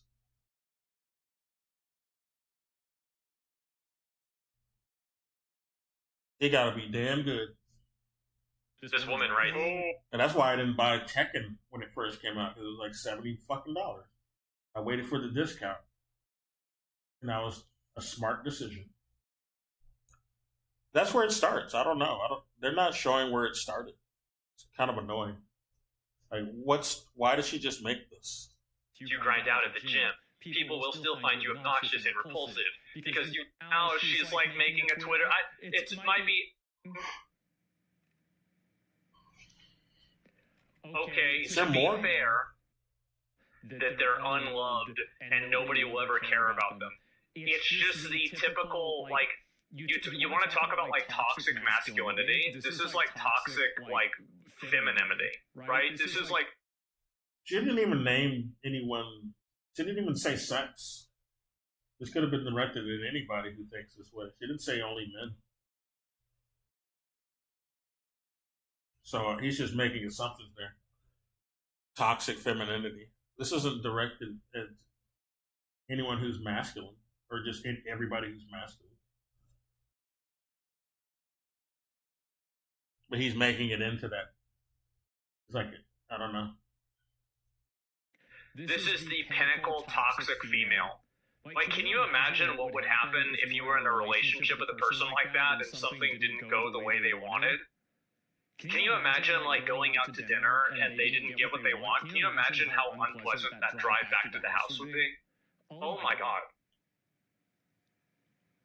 Like, She's with somebody already. So they like her, so I don't know. think about that.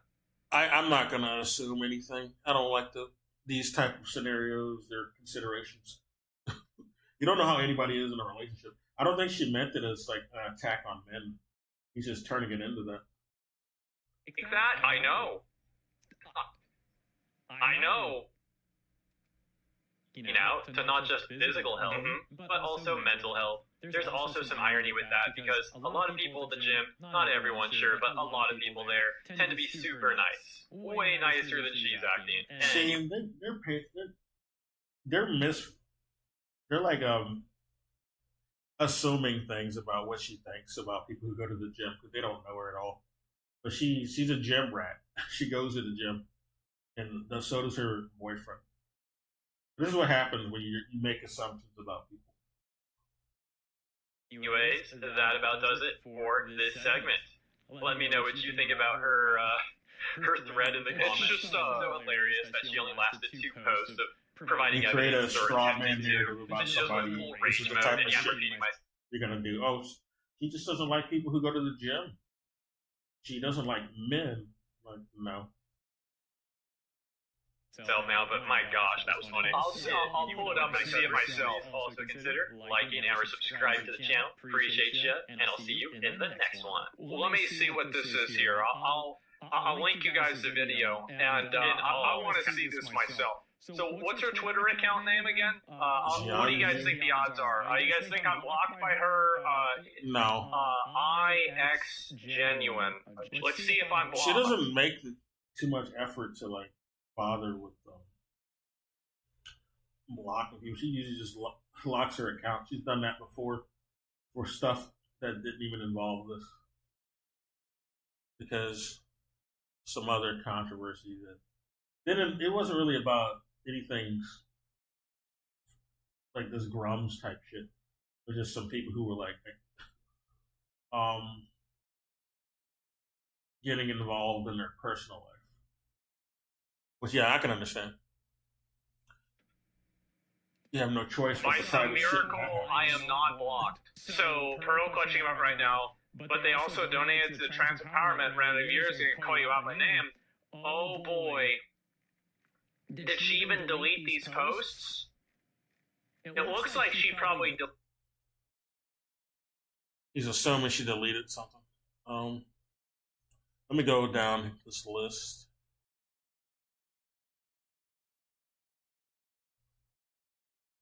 By some miracle, I am. Hey now, folks. Okay.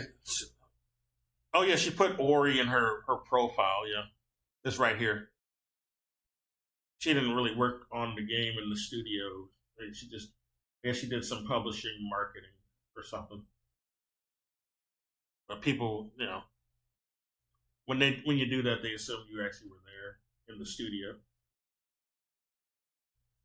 Not blocked. So there's a YouTuber who used to be in the Soulsborne space who is pearl clutching about me right now, but they also donated to the trans empowerment charity I ran a couple years back. I ain't gonna call you out by name, but thank you for that, and I won't forget you. LOL. Okay. Donate to Doctors Without Borders. Okay. I don't know who she's talking about there. So, Pearl clutching him up right now, but they also donated to the Trans Empowerment round of years and call you out by name. Oh boy. Did she even delete these posts? Damn. Oh boy. That's from 2 hours ago when you saw this. What day was this? This was 22 hours ago. So I guess it was today. Or yesterday, technically. But now she's privated it.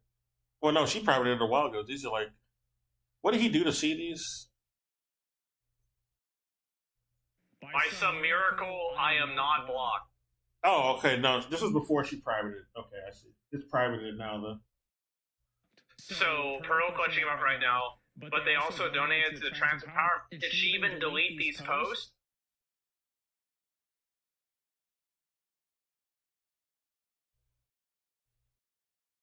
Metaphor. Yeah, that's a game that a lot of they're calling it woke on 4chan for sure. 4chan's an awful place though. But yeah, it deals with racism. A lot of clickbait tubers would call this woke as well, not even just YouTube. The usual suspects are going to try to call this a woke game. But we'll see how well it does. If it does well, they're going to say, oh, well, they're not even going to talk about it probably. Or they won't bring up that it's about racism, which will be hard. Considering the game is pretty blatant about that. These posts?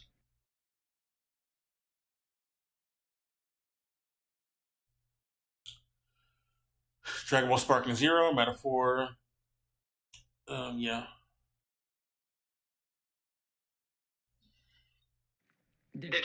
Although I don't know. Well, I won't mention it. Never mind. Forget it. I was going to say something, but I don't think it's proper here. She even Climate. Oh, that's about something else. delete these posts? These are from a few days ago. Was that Saturn she was looking at? What's going on with Saturn? Something.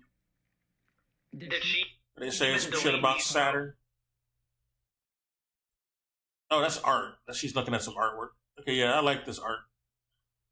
Kazuaki Iwasaki. It's pretty good. Posts? How directing for VHS. There's nothing really controversial here.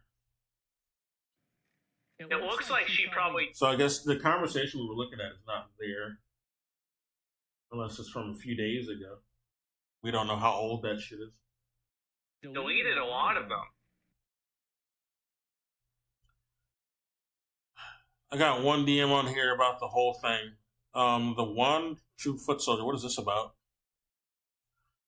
Oh, wokeness. Wokeness is a virus that will end.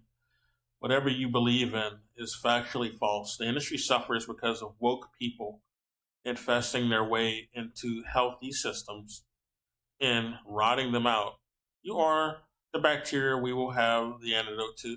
See, this is unhinged type of talk, dude. Like, if they opened up, like if this video opened up with this type of thing, this type of quote, it would look unhinged. There's very curated videos that make sure not to say this, but these are the type of people who are like making videos like this. Like the guy he's responding to or reacting to. The harassment is so botched, the bots haven't tried Mountain admirer. contacting me while I'm being harassed. What is he reading? The bots?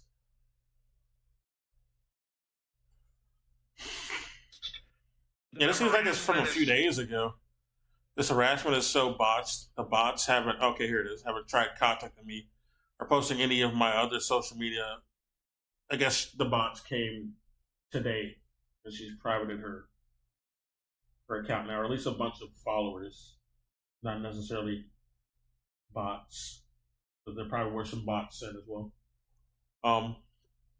We got no trolls in Twitch chat yesterday. Nobody has tried joining my community Discord to post feet pics.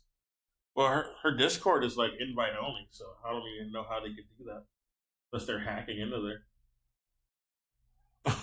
Nothing. It's just spam that you can block. Oh, okay, I guess they're sending spam still. So botched. Also, 2% engagement on his post when he has 200,000 followers is sus. I don't know who she's responding to. They don't like. There's no at. Or she's not responding to him, but she's talking about someone, and I don't know who it is. Or is it that guy she's talking about? I'm assuming she's talking about Grums though. The bots haven't tried contacting me while I'm being harassed. Of course. Don't let bigots try to convince you that civility is the moral, ethical high ground and that it makes you more credible. Well, that comment she was looking at wasn't very civil at all. It was some unhinged shit. It's feigning civility when that's how they're really thinking. If folks are spitting Western preservation traditionalists, throw rocks at them. Well, Western chauvinism is what I'm against.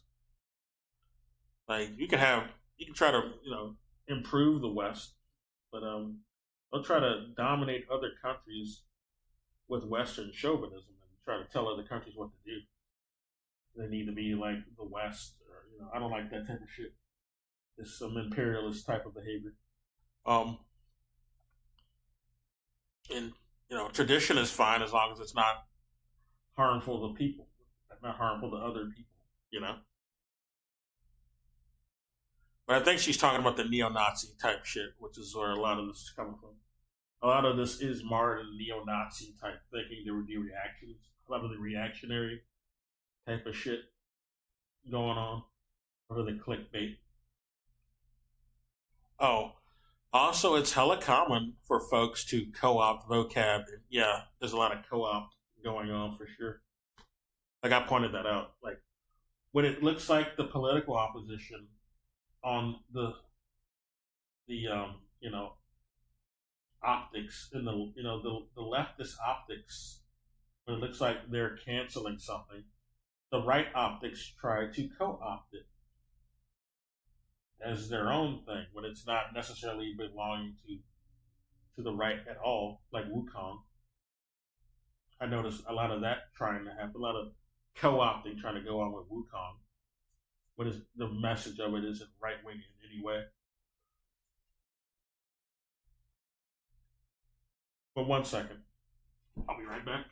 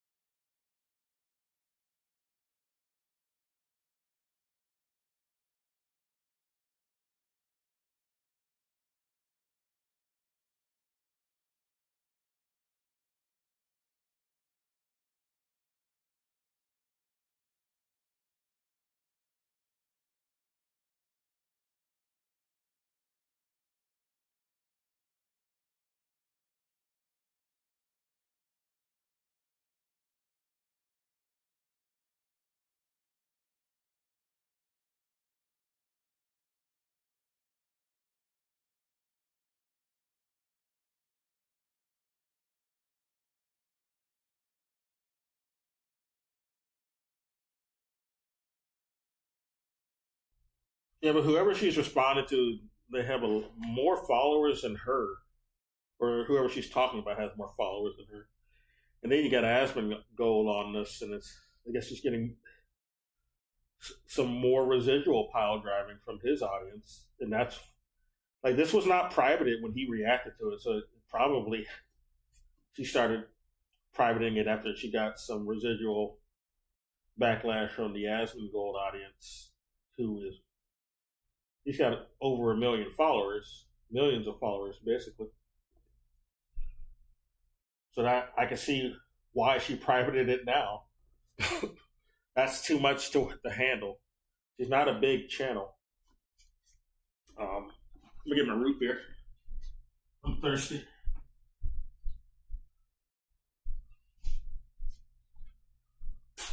Yeah, I didn't see anything too egregious that she said, and I don't know who we need to have more context on who she's responding to. But they're leaving a lot out of this video. First one thing it's this is immoral. Convince you that civility is the moral and ethical high ground, and that makes you more credible with folks who. She is referencing neo-Nazis, so yeah, she's I don't know why we should be being white knights for neo-Nazis. That's for sure. Spitting Western preservation, traditionalism, throw rocks at them. But if they were specific about any actual user she's responding to, they probably have some neo-Nazi defense in their Twitter history, so that's probably why they're leaving them out. Because then it would validate her argument.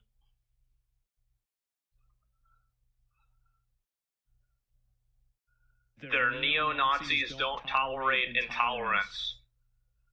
They are afraid of losing the American way of life and the American dream. Well, so it's gone anyway. No matter if there's DEI in video games or not. Ever since it's been gradually, incrementally being unraveled ever since the end of the Soviet Union in the 90s, early 90s. The only reason the U.S. gave any concessions in this illusion of the American dream was to try to compete with the Soviet Union, which fell apart in the early 90s, thanks to American sabotage. They backed Gorbachev and then Yeltsin right after him, and they also set up that fucking Cold War with Afghanistan, which was communist at the time, to bait Russia, and they succeeded. They succeeded in destroying, or at least destroying the Soviet Union, not Russia completely. And they got their little assets in there, like Gorbachev and Yeltsin, like I said, and Khrushchev was in there as well. He was another asset. He got ousted before Gorbachev. I love how people that say this, there's never going to be the instance where they're going to have to, like, it's so easy for a person like this to say that, when I guarantee you if somebody starts throwing rocks at you, you're going to call the police. You're not going to throw rocks back at them. Where did it say that she was against the police? She didn't say anything about the police here. It's another assumption he's making.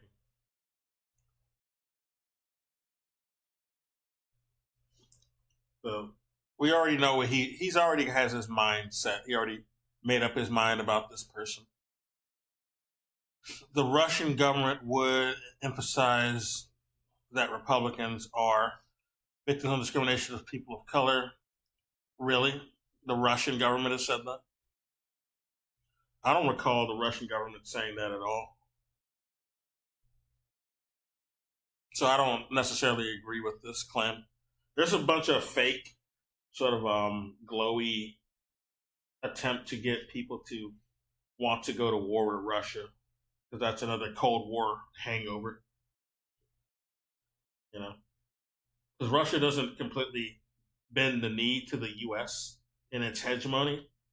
So even though it's not necessarily communist anymore, it's still too communist for the West, the U.S. especially. And that's why they want people to hate Russia, and they want us to go to war with Russia. And I say no. Fuck going to war for Western imperials. We should stop trying to fuck with other countries to begin with.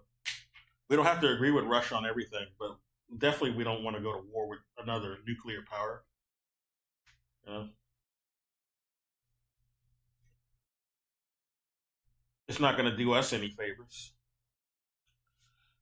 It doesn't do the global South any favors either. Like, Russia does not hate black and brown people, so this narrative is a completely Western one. They do trade deals with the global South, better trade deals than the U.S. with the fucking IMF and their debt slavery. But no, Russia is they're no enemy of black and brown people from a systemic narrative, you know, an economic narrative. So I don't like this framing. It's some CIA glowy shit. And it seems Quaylak fell for it, sadly, if she's highlighting this. Which it happens, you know, especially if you're a Western vassal. You're indoctrinated by a lot of the Western bullshit. You can't sift a lot of it out sometimes. Then 2,800 influencers worldwide. I don't know what that's about. It's all about Russia. It's just Russiagate type shit. She might have fell for that Russiagate fake story. Yeah, Russia rigged our elections when the fucking voting machines are owned by Western corporations. That was always a stupid narrative. No, the U.S. can rig their own elections, and the U.S. can rigs other people's elections, like Russia's back during the time of Boris Yeltsin. They bragged about it in the Times magazine. I'll show it, actually. Yeah, they bragged about it in the fucking Times magazine. 1 second. I'm going to create another window.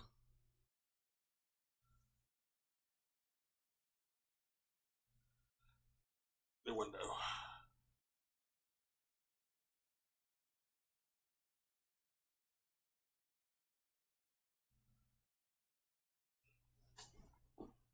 All right. I believe that the headline of it was called Yanks to the Rescue.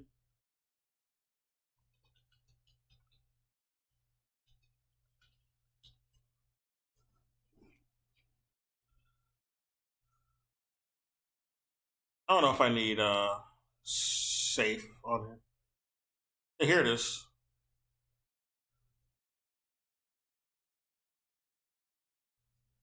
Wait a minute. I'm going to show it in a minute. I just want to make sure.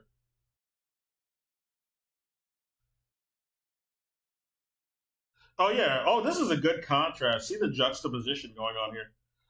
See how they frame rigging today. But they glorify it when they're doing it. But when they want to paint a narrative about Russia, oh, it's bad. Some fake narrative because they want us to go to war with Russia because they're not under the complete and total hegemony of the U.S. like the global South countries have been in the Middle East.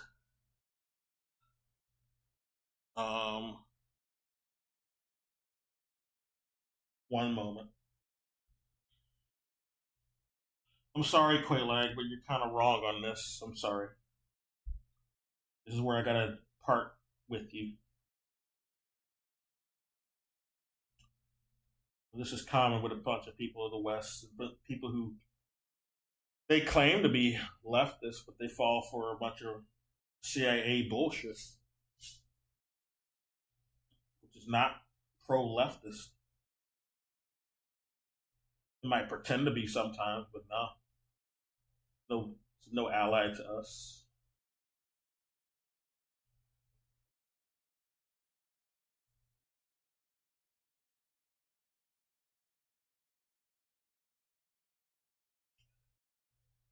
All right, I'll just tab and make another one because I can't get the other window to come up for some reason.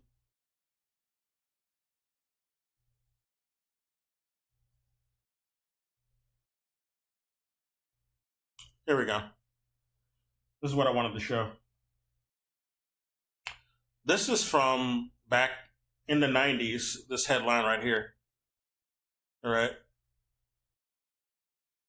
Yanks to the rescue. The secret story of how the American advisors helped Yeltsin win. All right. And look at this more current Time magazine and how they frame shit. Russia wants to undermine faith in the U.S. election. Don't fall for it. But we don't need fucking Putin to do that. The U.S. does it themselves, right? They did it themselves with this headline, which is well before Putin was in charge. This is when they had their boy Yeltsin. The CIA loved this motherfucker. They loved Gorbachev too. They really loved this guy.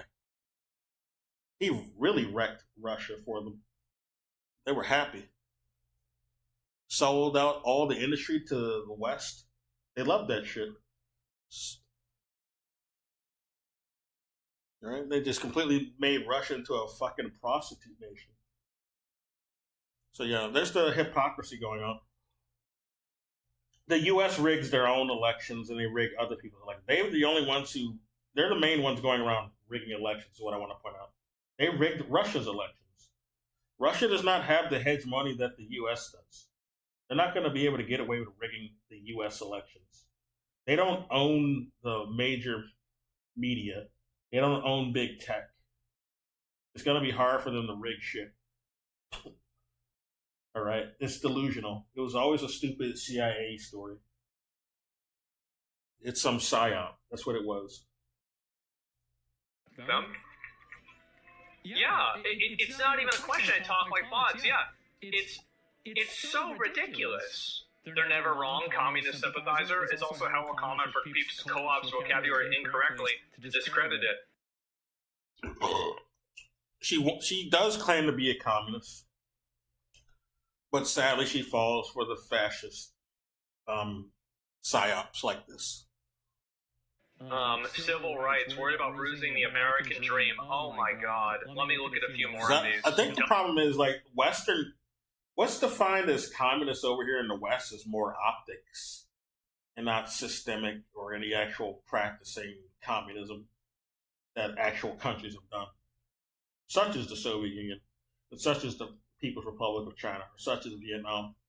It's more optics and identity based instead of genuine. So they're more susceptible to, like, glowy narratives, CIA narratives, because they don't know what actual communism is. They think it's like a fashion statement, a lot of the people in the West. Don't let folks try to convince you that historical and cultural accuracy has no place in fiction or fantasy. No, it's the opposite. Fiction can... Well, that depends on what you think is historically accurate. If you think only white people were around in history and doing things in history. That's not necessarily accurate, but it's comfortable to you because all you've grown up with is a bunch of period pieces where it's just been a bunch of white people doing or playing the parts, you know. But that's not necessarily how everything was. Right, I can show you something as an example. I've shown this before. It's something of German origin. 1 second, let me look it up right quick.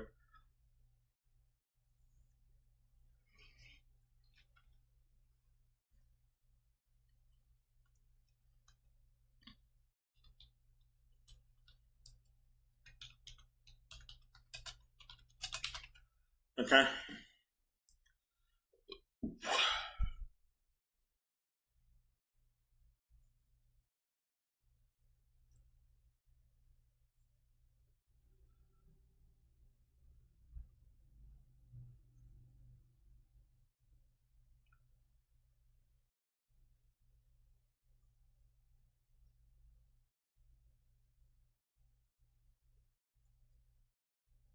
Okay.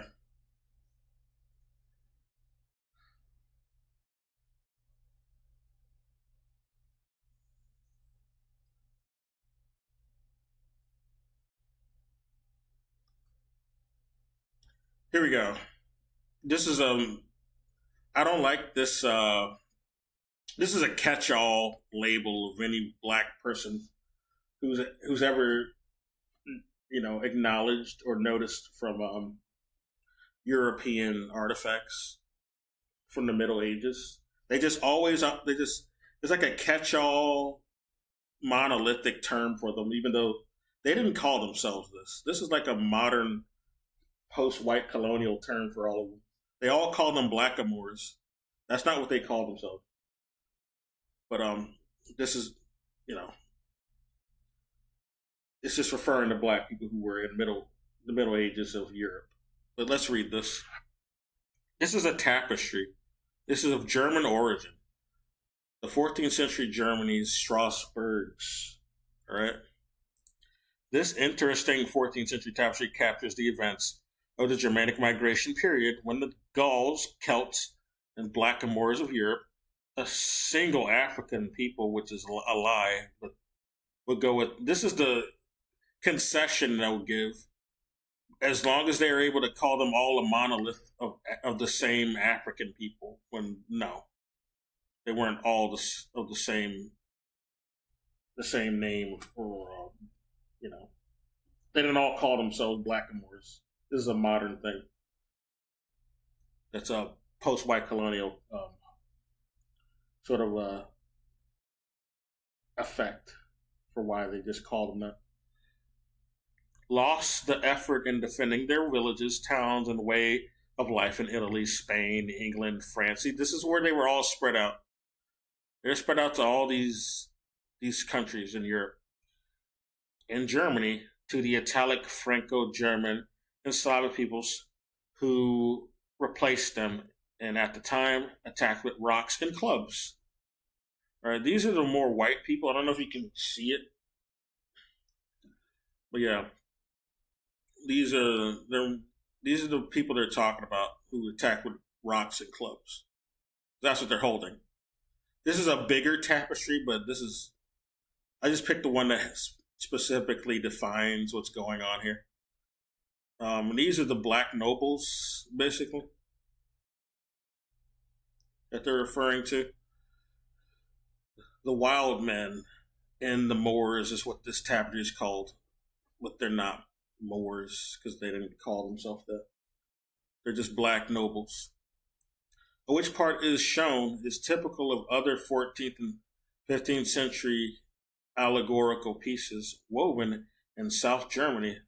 The armorials and the lower borders are those of Zorn von Balak and Zam von Balak and Blumel. These are like houses, which were all powerful Strasbourg families at the time. And these black nobles have the headbands that belong to them.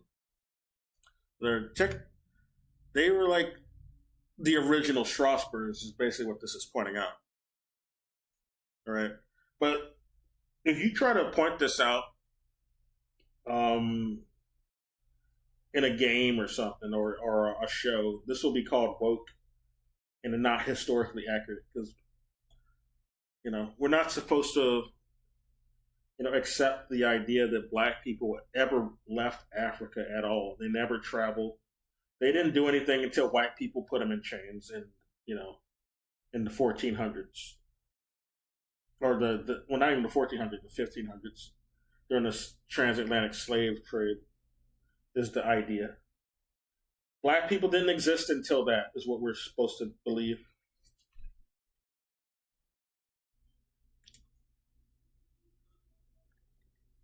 There's another thing I also want to share. One moment.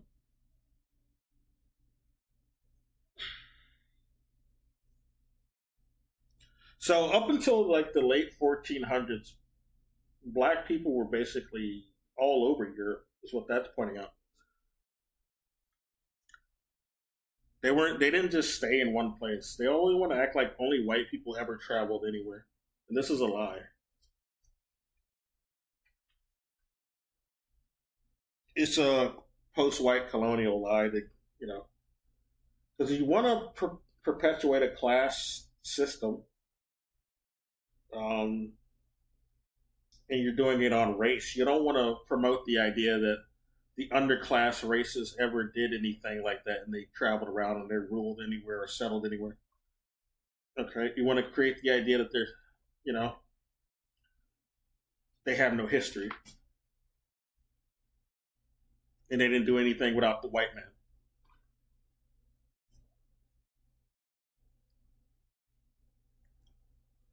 All right.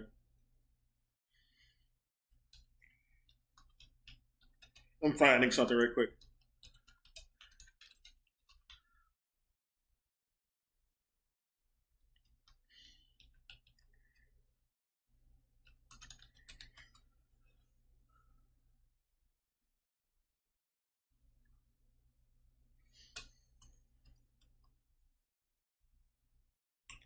This might be it. I think it's here.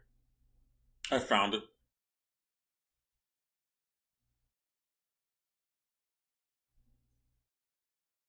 So we're just having a big social studies stream, I guess. I'm not streaming Wukong. I guess I'll stream it tomorrow if I don't have time to play it. It's probably too late to play it now. But I thought it was, I thought I should talk about this because I don't know. Some things need to be talked about. Can't just be ignored all the time. And I haven't done one of these type of streams in a while, so it's fine. I'll just stream Wukong tomorrow.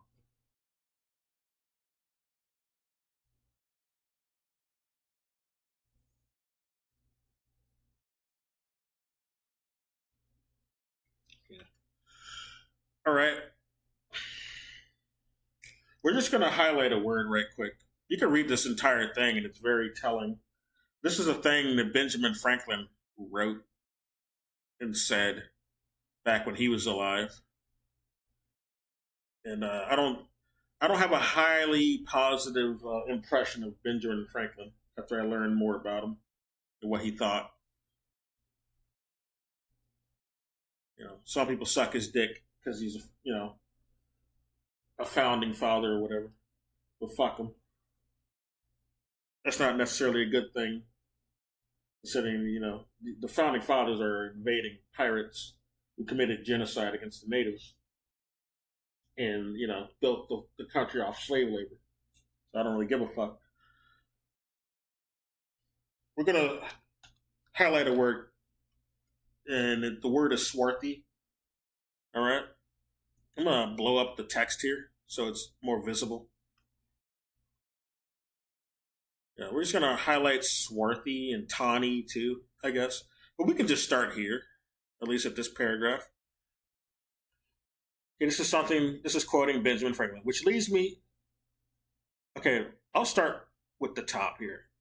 And since detachments of English from Britain sent to America will have their places at home so soon supplied and increased so largely here, why should the Palatine Boers be suffered to swarm into our settlements? and by herding together establish their language and manners to the exclusion of ours. Why should Pennsylvania, founded by the English, become a colony of aliens? As if they're not the aliens. They're not fucking from America. They're fucking foreigners. They're not from here. They're the aliens. They're the fresh aliens. This is in the 1500s and shit. Who will shortly be numerous, or the 1600, 1500, who will shortly be so numerous as to Germanize us instead of our Anglifying them, and will never adopt our language or customs. And as I pointed out prior, I showed some Germans in that tapestry. They weren't exactly white.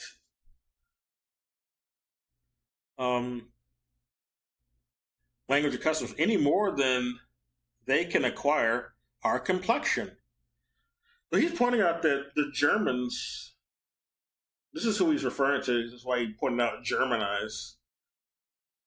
They don't have the same complexion as the Anglos, is what he's saying here. This is what Benjamin Franklin is saying.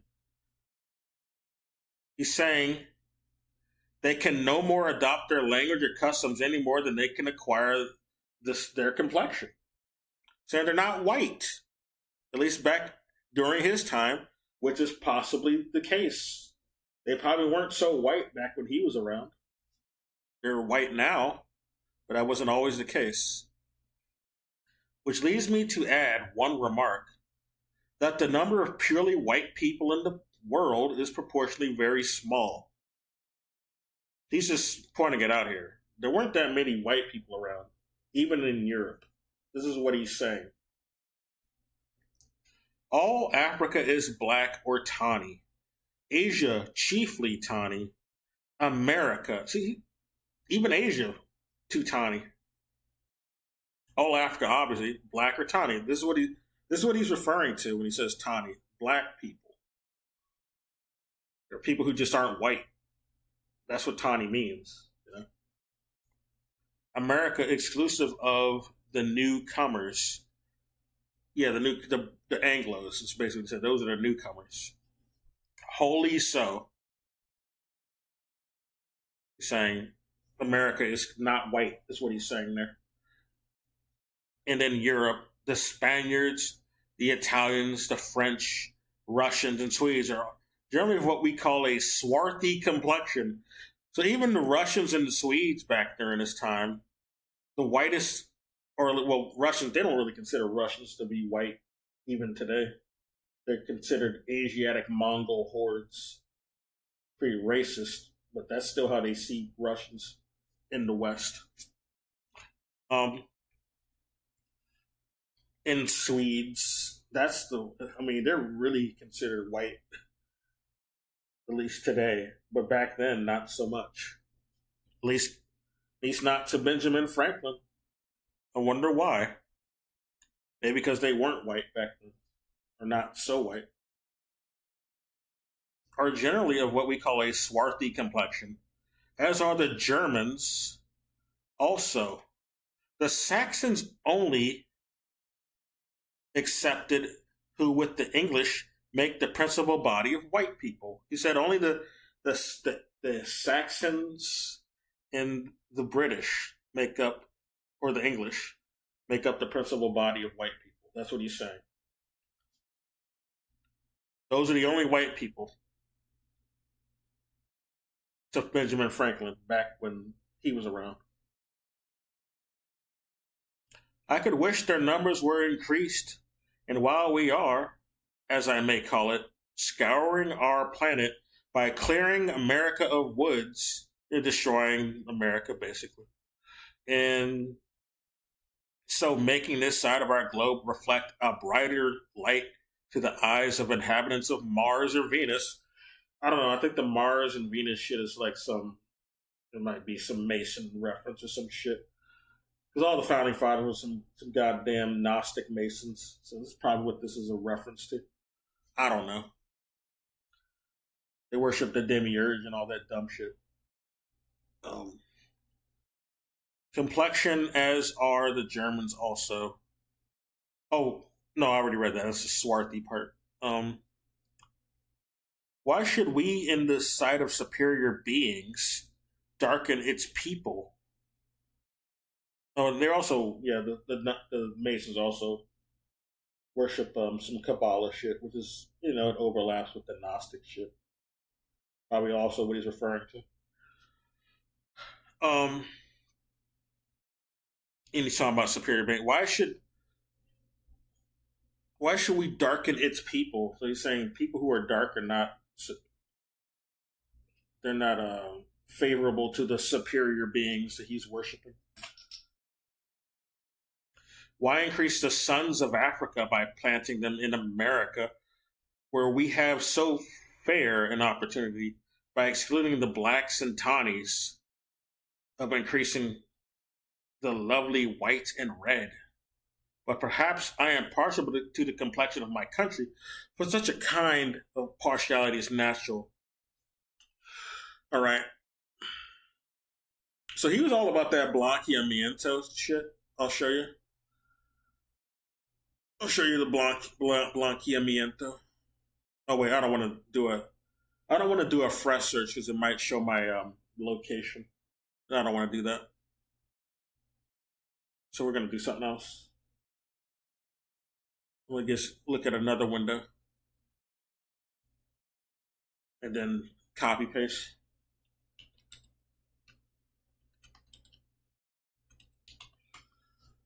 Okay. That's the Portuguese. I want the English translation.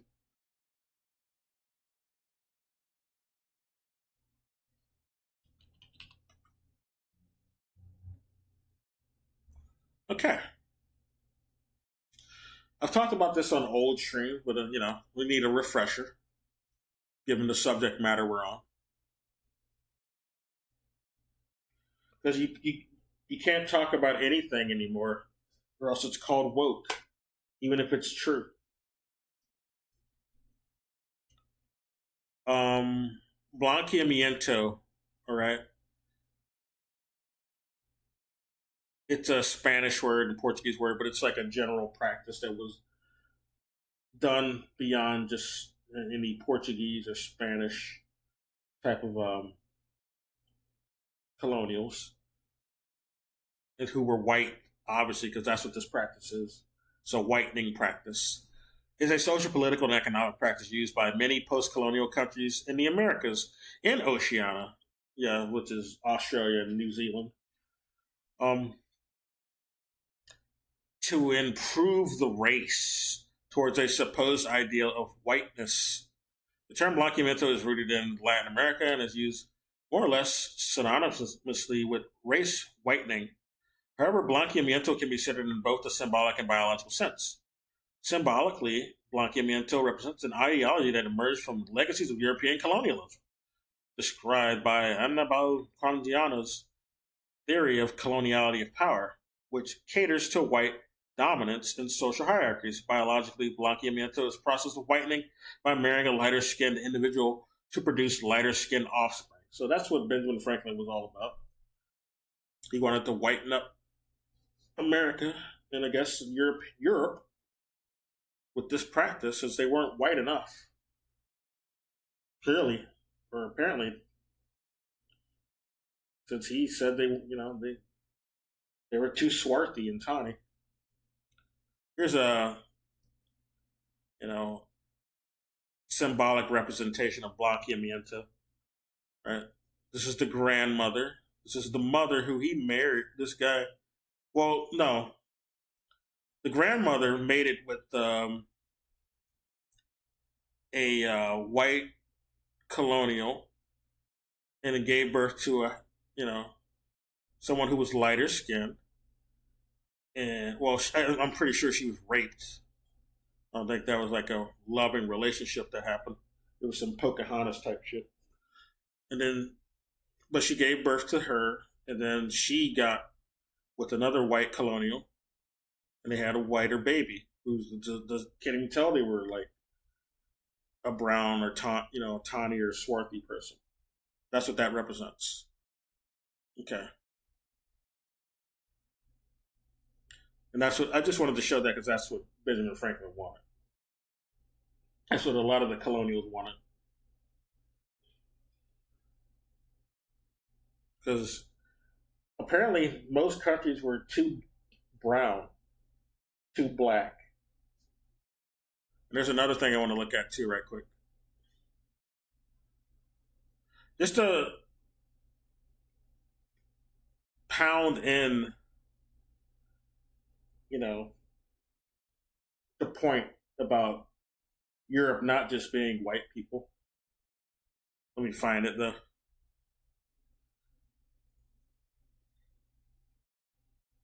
But you can't show any black people in any period piece unless they're slaves. They have to always be slaves, even in their own fucking country. If it takes place in Africa and it's a period piece, they got to be slaves there too.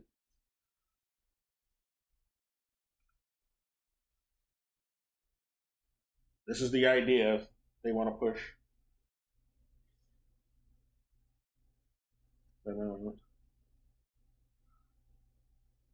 Okay.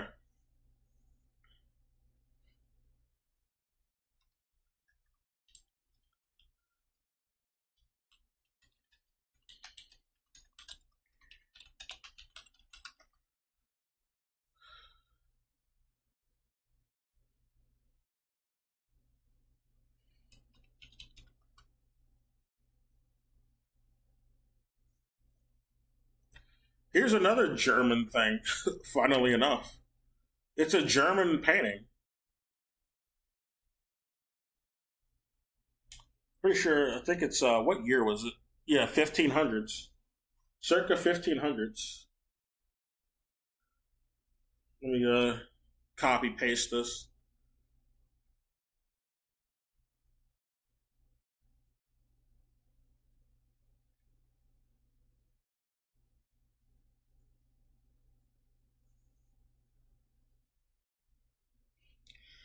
Right?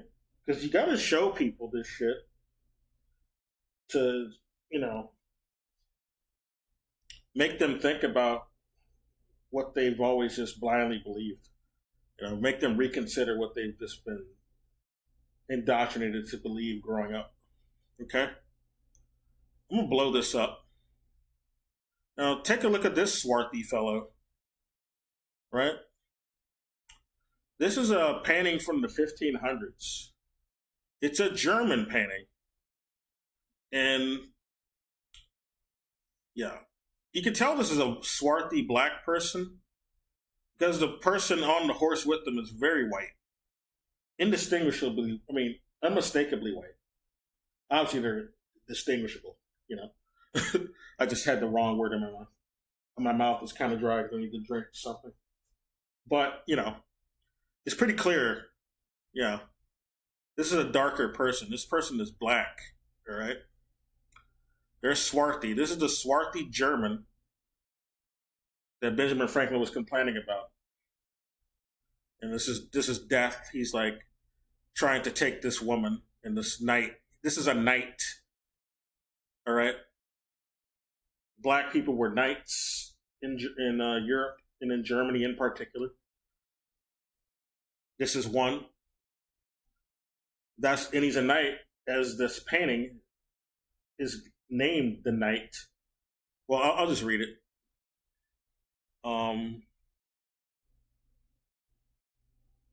Let's get out of here.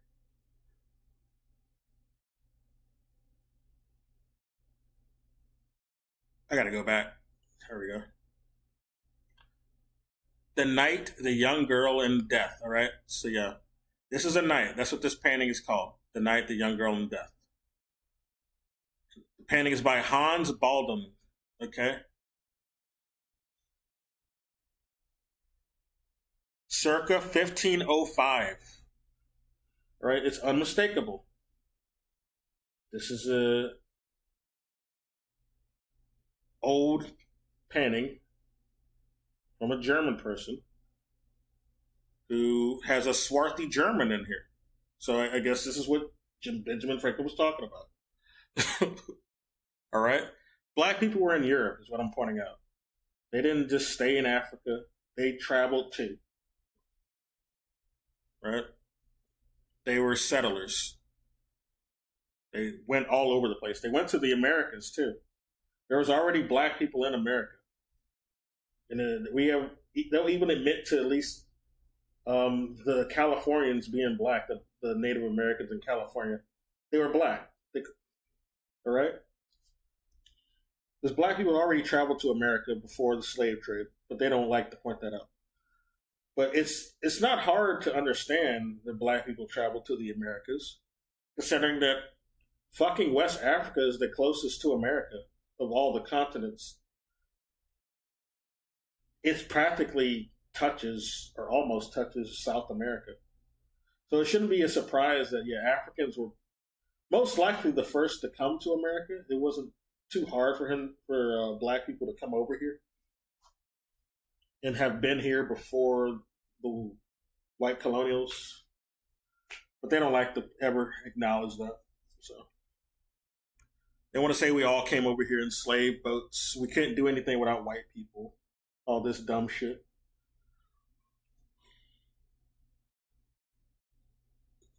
Anyway, I've made my point. Let's watch the rest of this video, and then I'm going to get out of here and go to bed, probably, because it's too late to play the game. I'll just play it tomorrow. I didn't know I'd be on this video that long. It kind of, this type of shit kind of sets me off. And I hate weasel framing, because it's what it seems like this video is that Asmongold is responding to. It's a weasel framing video. I don't like that type of shit. And I know this content creator, Quaylag, too, so I know how she acts and what she condones or not. So I got to call out some things. Although she is wrong about Russia, but that, a lot of people are. Be as grounded in reality or as detached as you want it. But this is insane. That's the point. Yeah, obviously. Nobody gives a fuck about your fantasy land. No, but don't be mad. You guys trying to play both sides. I know. It's unbelievable where these people come from, man. Oh my god. Wow. The cope is insane. What is all these posts? Man. Wait a minute. Are these screen caps? Oh, these are Grums. Yeah, it's Grums. These screen caps and shit. Let's go back and look over the screen caps then.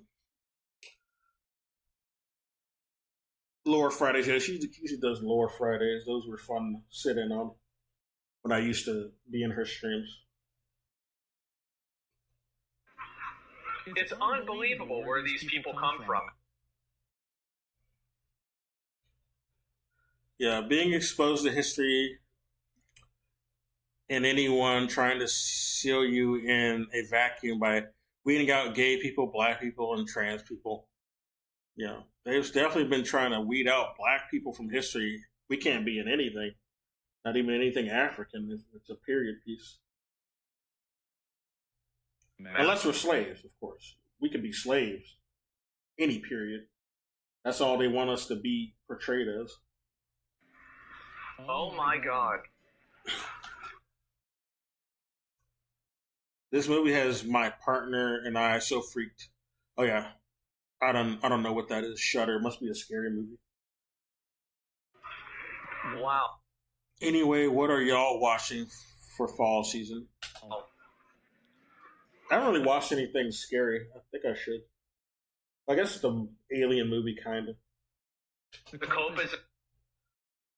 Quaylag, anyway, what are y'all... Oh, okay, I already read that. I got Grums. Shout out, y'all, we made it. I wonder why Grums even latched onto her. She's such a smaller content creator. Games that cater to gamers sell incredibly well. Wukong outperformed Ubisoft's best AC series in a month. I mean, Assassin's Creed isn't even out yet. The game didn't come out. What is he talking about? That's font is too small to read. Unless is he gonna blow it up? I think he does. I was trying to read these, but I can't.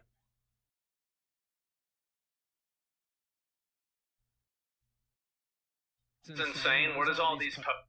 Okay, I can see it now, a little bit anyway. No, okay, this is what we just saw. This is just a list. Posts?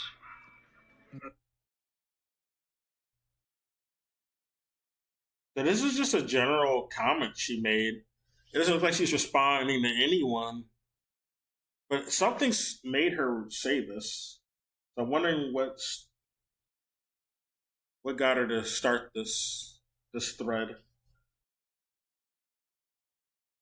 and why Grums latched onto it. I'm assuming it was due to Grums. She's acting like she's surprised that Grums gave her a shout out, so probably not.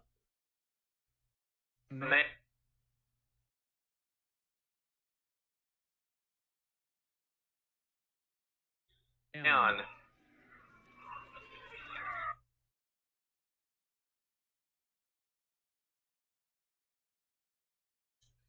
Who is this? Honestly, I've never felt that DEI consulting was an issue.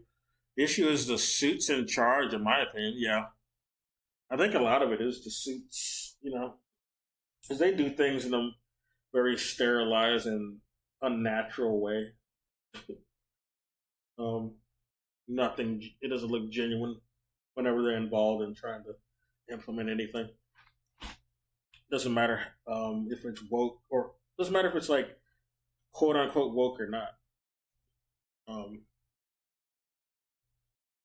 It's gonna look soulless either way, like Skull and Bones.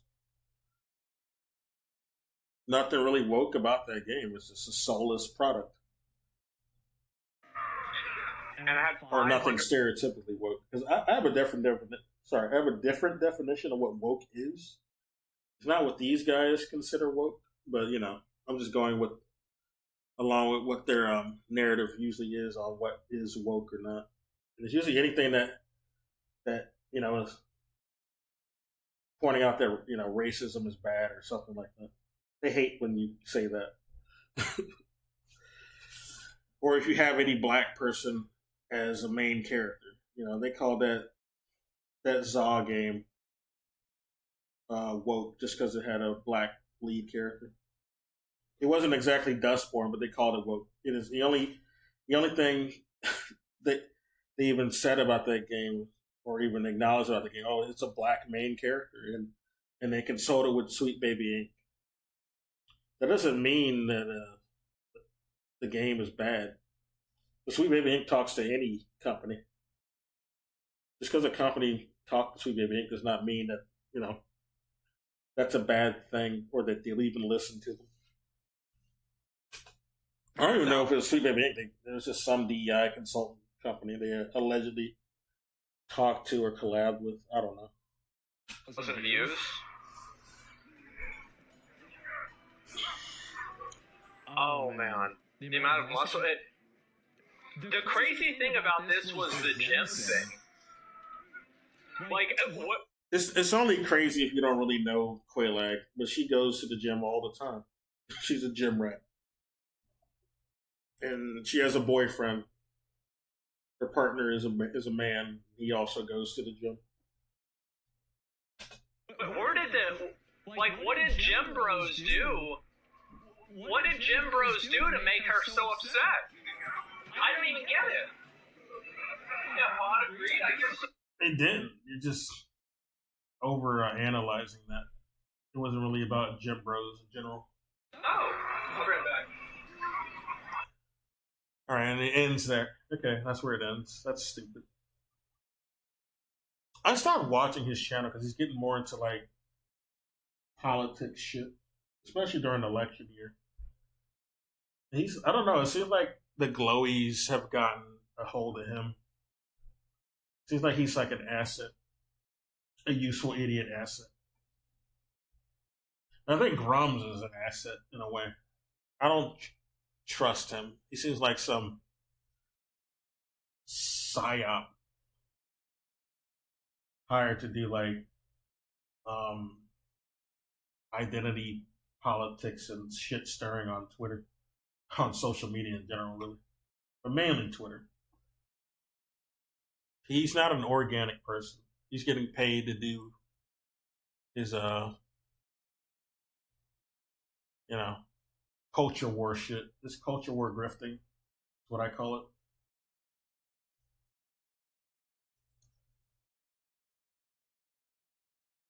And he used to be, especially everyone who used to like work at Blizzard and is, you know, doing shit, or at least people who work at Blizzard or who just were formerly employees at Blizzard or Activision Blizzard, I should say. They all seem like they've been tapped by glowies at the CIA, because the CIA used to consult with Activision Blizzard. So this wouldn't be far fetched if someone like Grums is affiliated with the CIA, because the CIA is big friends with Activision Blizzard, have been for a while. They were involved in that Blitzchung shit. That people thought that was an organic thing that happened, but nah, that's a CIA operation that happened to foment some Cold War shit, conflict with China, some fake sort of controversy to get people behind in China, you know. Get gamers this time, not just people who've been following the Cold War and politics primarily. But no, we're going to get gamers to get on board with this Cold War hate train, this holdover Cold War hate train. That's what that was about.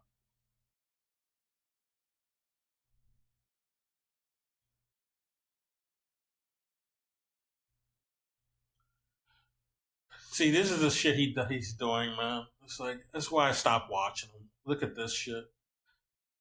He's doing another culture war video. I'm gay and I don't like the LGBT community. Okay. What's the narrative here? Why are we doing this? Why are we making videos about this and doing this culture war shit? And this is the video we just watched. They should do more shit on games, you know? And I guess other content creators like this guy. Jack Doherty, he's a piece of shit. Fine. Make videos about that guy then, I guess. I don't care about him. He's getting more into, like, the politics. He comments on the debates. Like, look at this Trump and Elon rally. This is the type of shit he's getting into. 6 people got killed. I think this is about some corporate fuckery. I think this is a better type of video, though. If you're going to comment on something non-gaming. I don't know what that's about. It's a clickbait title. Influencers, Bethesda is cooked. This country kills illegal immigrants. And I think he's happy about that. It looks like he's happy about that. I don't want to watch it, though.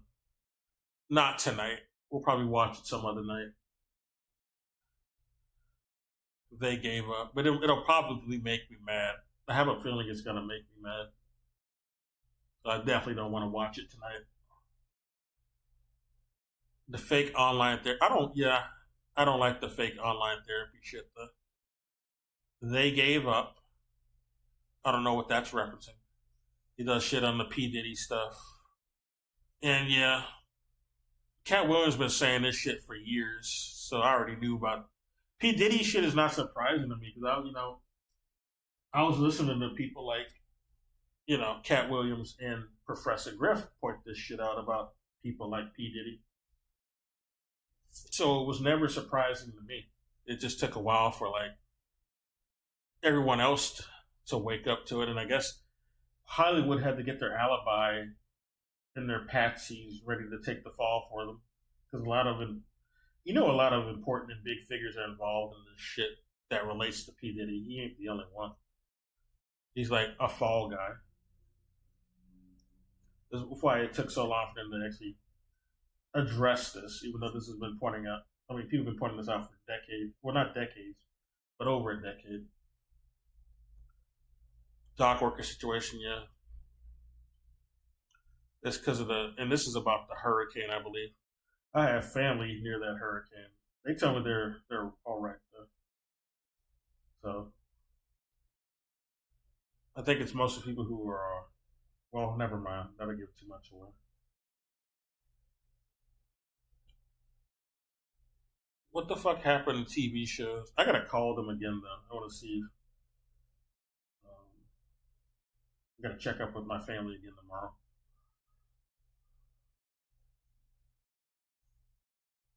TV shows. I watched this video and it was stupid to me. Some show on head video. I don't think there is a cougar epidemic. It's some made up thing. The game was too much for me. He should just do more shit like that, but he gets into like culture war and politics now. And like I've never really wanted to watch his current content anymore. It was better when he was making more innocent stuff. More about the P. Diddy stuff.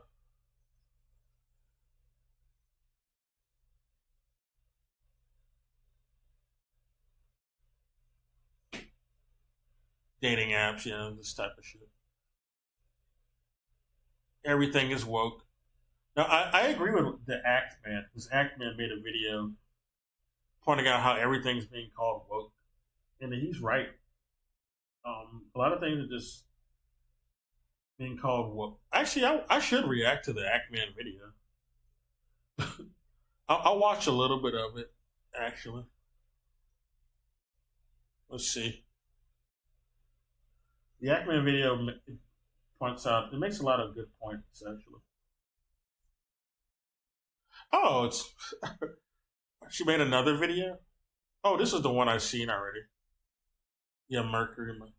She's all... I used to follow her on Twitch. I don't think she does Twitch stuff anymore, though. But she's on YouTube. She makes haunted house and hotel content, which is very fitting for Halloween. So I decided to subscribe. Because I'm all about spooky stuff during spooky season. I watched this on my other account, though.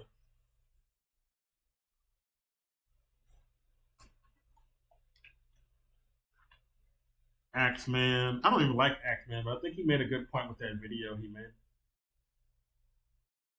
Everything is woke. We'll watch a little bit of it, then I'm going to bed. Yeah, every game is woke, man. What's up, everybody? Stop denying it. The woke man here. And today, turns out there's a lot of games that are woke out there, and you got to be on the lookout. Thankfully, there is a list just for you, so you can keep track of all their woke nonsense and all of those political agendas being pushed into your games. You can avoid. Like, if people weren't trying to cancel, like if people who profess to be like left wing weren't trying to cancel Wukong, it would probably be. They probably would be calling it woke. You know, the usual suspects. They'd probably be calling it woke because the game is against discrimination. It's a game that addresses racism pretty much, and using, Yao Guai animal creatures as an allegory for it. Wait, and I'm going to help you. So here it is, ladies and gentlemen, and just so you know, this list is very, very comprehensive. There's a lot of woke stuff out there, a lot of wokeness, as you can clearly... Yeah, look at that list. Look how many fucking games are woke. It's like damn near the entire fucking catalog of games. What isn't woke? What don't they consider woke? At this rate. Look, okay, it's no secret that companies are sometimes pushing agendas in media, pop culture, video games, and whatnot. Bloons Tower Defense 6 is woke now, fellas. It's been compromised. It contains overtly pro-LGBTQ plus messaging. Can you believe it? There's some overt pro-LGBT, so they say. Pride flag item available in the trophies. Just because it's a pride flag, that's like a corporate thing. That doesn't mean that this is doesn't mean anything really. It's just performative optics at best. story with a pro-bride message. And that's the review. That's their review of the game. They're reviewing games based on wokeness, this amorphous blob of a term now. Yeah. But Alan Wake. Blues Tower Defense 6 Or Alan has Woke. been What are these? Oh, these are the characters in the game, I guess. compromised. Thank you, Woke Detective, for making me aware of this. I've never played that game. Finally cleanse my... Get rid of it. Get it out of you. Well, obviously Starfield is pretty woke, you know. Pronoun selection, they, them, body types instead of male and female. So that's him as in the female app. In all areas. Well, hold on, what the fuck does that mean? And probably diverse NPCs. See, this is what they mean. So it's got black people. They're not all white. This is what this is. This is saying. Improbable. Improbably diverse? They're in space. Exactly. It's space. What are you trying to mean? What are you trying to say? Improbable. It can only be improbable if you're trying to say that we want to get rid of all the non-white people in the future and not let any of them go to space. They can't go. It's going to be just like the Jetsons. Only white people.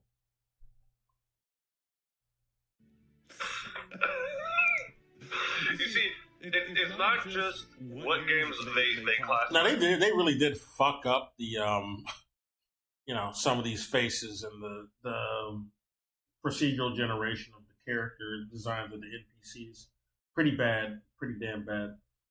But just the concept of non-white people being in space is not improbable, unless you are a Nazi. You just want to get rid of all the non-white people in the future. As well, it's also the reasons and the recommendation. Oh, Baldur's Gate 3, yeah, that's definitely woke for sure. I won't be playing that. I know, man. Come on, it's woke. It's woke, fellas. That vampire is gay. It He has year, sex but with bears. come on, it's woke. It's woke. And the recommendation. Well, he can be straight too. I mean, a lot of women did romance him. They classify as woke. It's also the reasons and the recommendation. That bear is Baldur's Gate 3, yeah, that's definitely woke for sure. What's the reason they gave, though? I want to see. Oh, wait a minute. It's right there. Recommendation. Not there. Oh. The font is a bit small, but I could probably read it. Part of his box is covering it up, though, so I can't really read the whole thing. Contains overtly pro-LGBT. Okay, well, you can be full-on gay, so I guess that's what they mean. But that's optional. Baldur's Gate 3, yeah, that's definitely woke for sure. I won't be playing that. It did win Game of the Year, but come on, it's woke. It's woke, fellas. Can't play it, it's woke. Hades fans, oof. Homosexual relationship between minor characters. Optional homosexual romance. They just mean, what's his name? Odysseus? No, what's his name? Achilles and that other guy? Yeah, I think it's Achilles, and those are the only gay guys in the first game, anyway. I don't know if there's any in the second. I'm pretty sure there is. Damn. Didn't that also get some awards? Hey, look at how many games we're exposing. All of these games have been compromised. Shovel Knight, the Shovel Knight series? Man. Hogwarts. But a lot of that's just trying to be historically accurate, because there's apparently some old Homer reference where Achilles is gay. So I guess they don't really care about historical accuracy if it promotes something that's, doesn't fit a narrative. Legacy, well, we all knew that. Contains overtly pro-DEI messaging. 1800s Scotland somehow has diverse LGBTQ plus characters. Does it? What game is this? Oh, this is the LGBTQ plus characters. This is the Hogwarts game? Oh, this is the Hogwarts game. But this was also called Right Wing and Anti-LGBT. So, all right. it's not anti-LGBT enough for this list. Because I guess there's apparently some LGBT in the game. There's fucking wizards in the game, bro. Just get over it. I didn't play the game. I Why don't do know. we cherry pick I historical would, I settings wouldn't like refuse this? to play it. I just Clearly. the gameplay just didn't look interesting to me. Like I didn't take a stance against. I didn't boycott the game for any claimed reason. Because the devs, I don't see the devs as J.K. Rowling. So even if I don't agree with J.K. Rowling, she's not these devs. So that's not what I would make my decision on getting a game or any other product. And I don't know enough about the J.K. Rowling situation. I don't know what she said. I've never really followed her social media. So I don't know. Not a non-fictional story. That's crazy. That's crazy. But Hogwarts Legacy is woke. J.K. Rowling is. I'm a little confused now. I'm a little confused on that one. Let's see. Other Yeah, things. now it's woke. Our world is. Oh yeah, Power World's woke. Yeah, totally. But this one I don't get. Just how is this woke? Because you can be black. You can make a black character, I guess. You can make brown skin. Is woke because it uses body type in place of biological sex during character creation. Oh, body type. Well, this is just a Western thing. I don't even think they do this in. It's like a localization thing. They don't even do that in the native countries all the time. And that's not something. That's not a reason to not play a game. That's stupid. Or a reason to label something as woke. That's not enough. Who cares? Who cares? Yeah, You see how exactly. easily all of these are just written off? I call them They female and man anyway. It doesn't matter. label that as overtly pro-LGBTQ+. That's kind of crazy, dude. Oh boy, Call of Duty's woke too? Shit. Yeah, multiple... Oh, there's pride flags. Like Yeah. in everything corporate. It's not. This is a stupid thing. It's a stupid thing to write a game off on. Yeah, every company has a pride flag. You're gonna run out of a bunch of shit to play, but this is the criteria. I can't have that. Why can't we, though? Wouldn't that just give people more ammunition in the lobbies to use those types of slurs against the people they want to? You're probably thinking this is like a pride flag, too, but unfortunately, it is merely a t-shirt of a T-Rex riding It's a band. skateboard in a reference to Pink Floyd's famous album, The Dark Side of the Moon. Yeah. It was the wokest thing I could find in my house. Like, Well, some people would probably call Pink Floyd woke today. I mean, The Wall had some woke commentary. Some people might say. I was wearing a rainbow shirt. You're really funny. That's really funny. It's crazy that, that's all they need. It's Quote unquote. just this. A pride flag in a game. Yeah, the Even if it's rainbow. optional cosmetic. You can't reference the rainbow anymore, or you're woke. It doesn't You even don't have to even be the want pride that. flag. It's just a rainbow. You're bad if you ever reference a rainbow. No rainbows allowed. Exactly. No rainbows. No pride No, flags. none of that.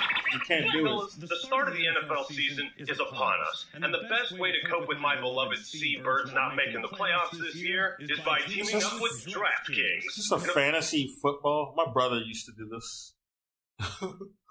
Not this particular. I don't. He did it years ago. I don't even know what this is, but he did fantasy football. Official partner of the NFL. He might still do it. I don't know. But I'm going to skip this because I don't care. Personally, I think football today is rigged, so I don't follow it anymore. I think a lot of pro ball is rigged. So, and Deflategate really woke me up, so I don't like watching it anymore. Woke. Warzone is woke. 2019. Yep. Like a Cold War campaign character creator menu has options for non-binary. God. Oh, Even shit. Black Ops Cold War is woke now. Jesus.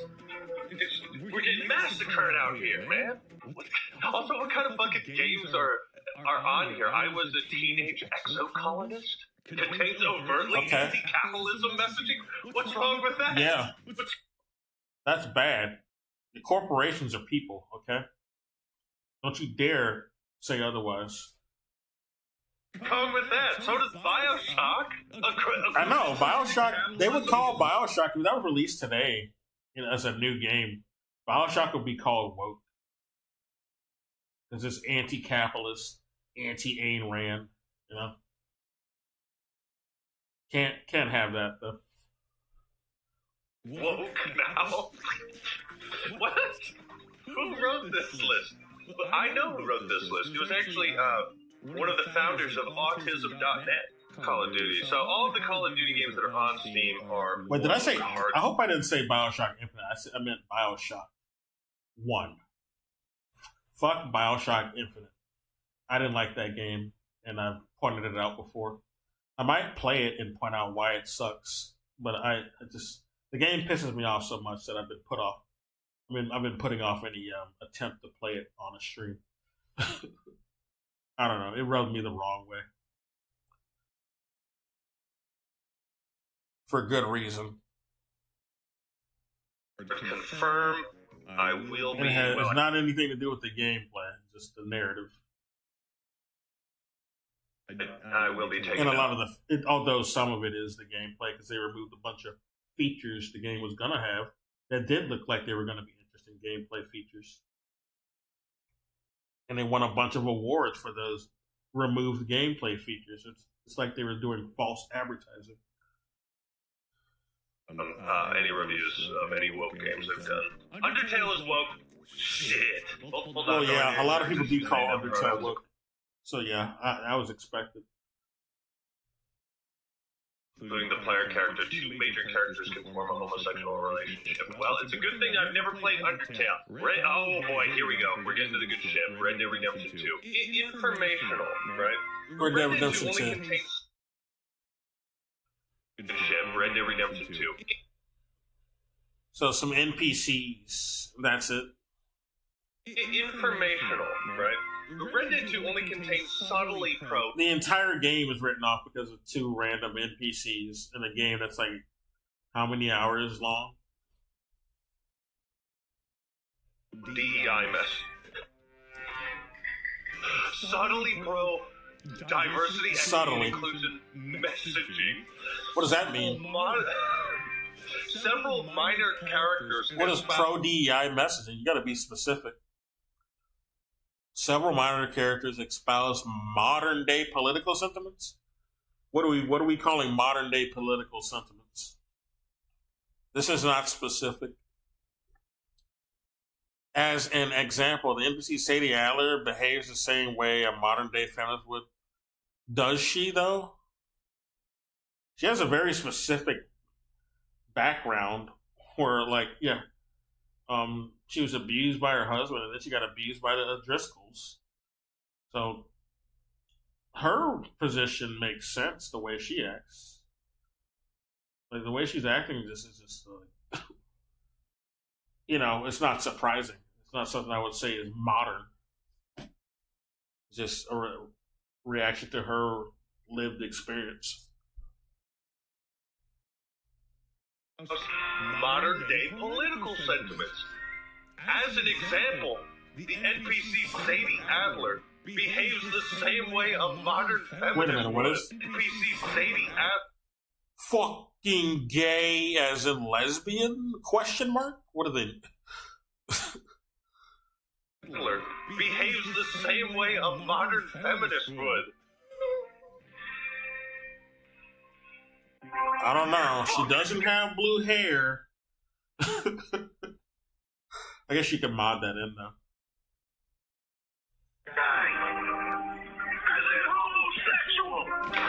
Oh shit! That is one of the most retarded things that I've ever heard. So I like subtly pro DEI messaging in 1899.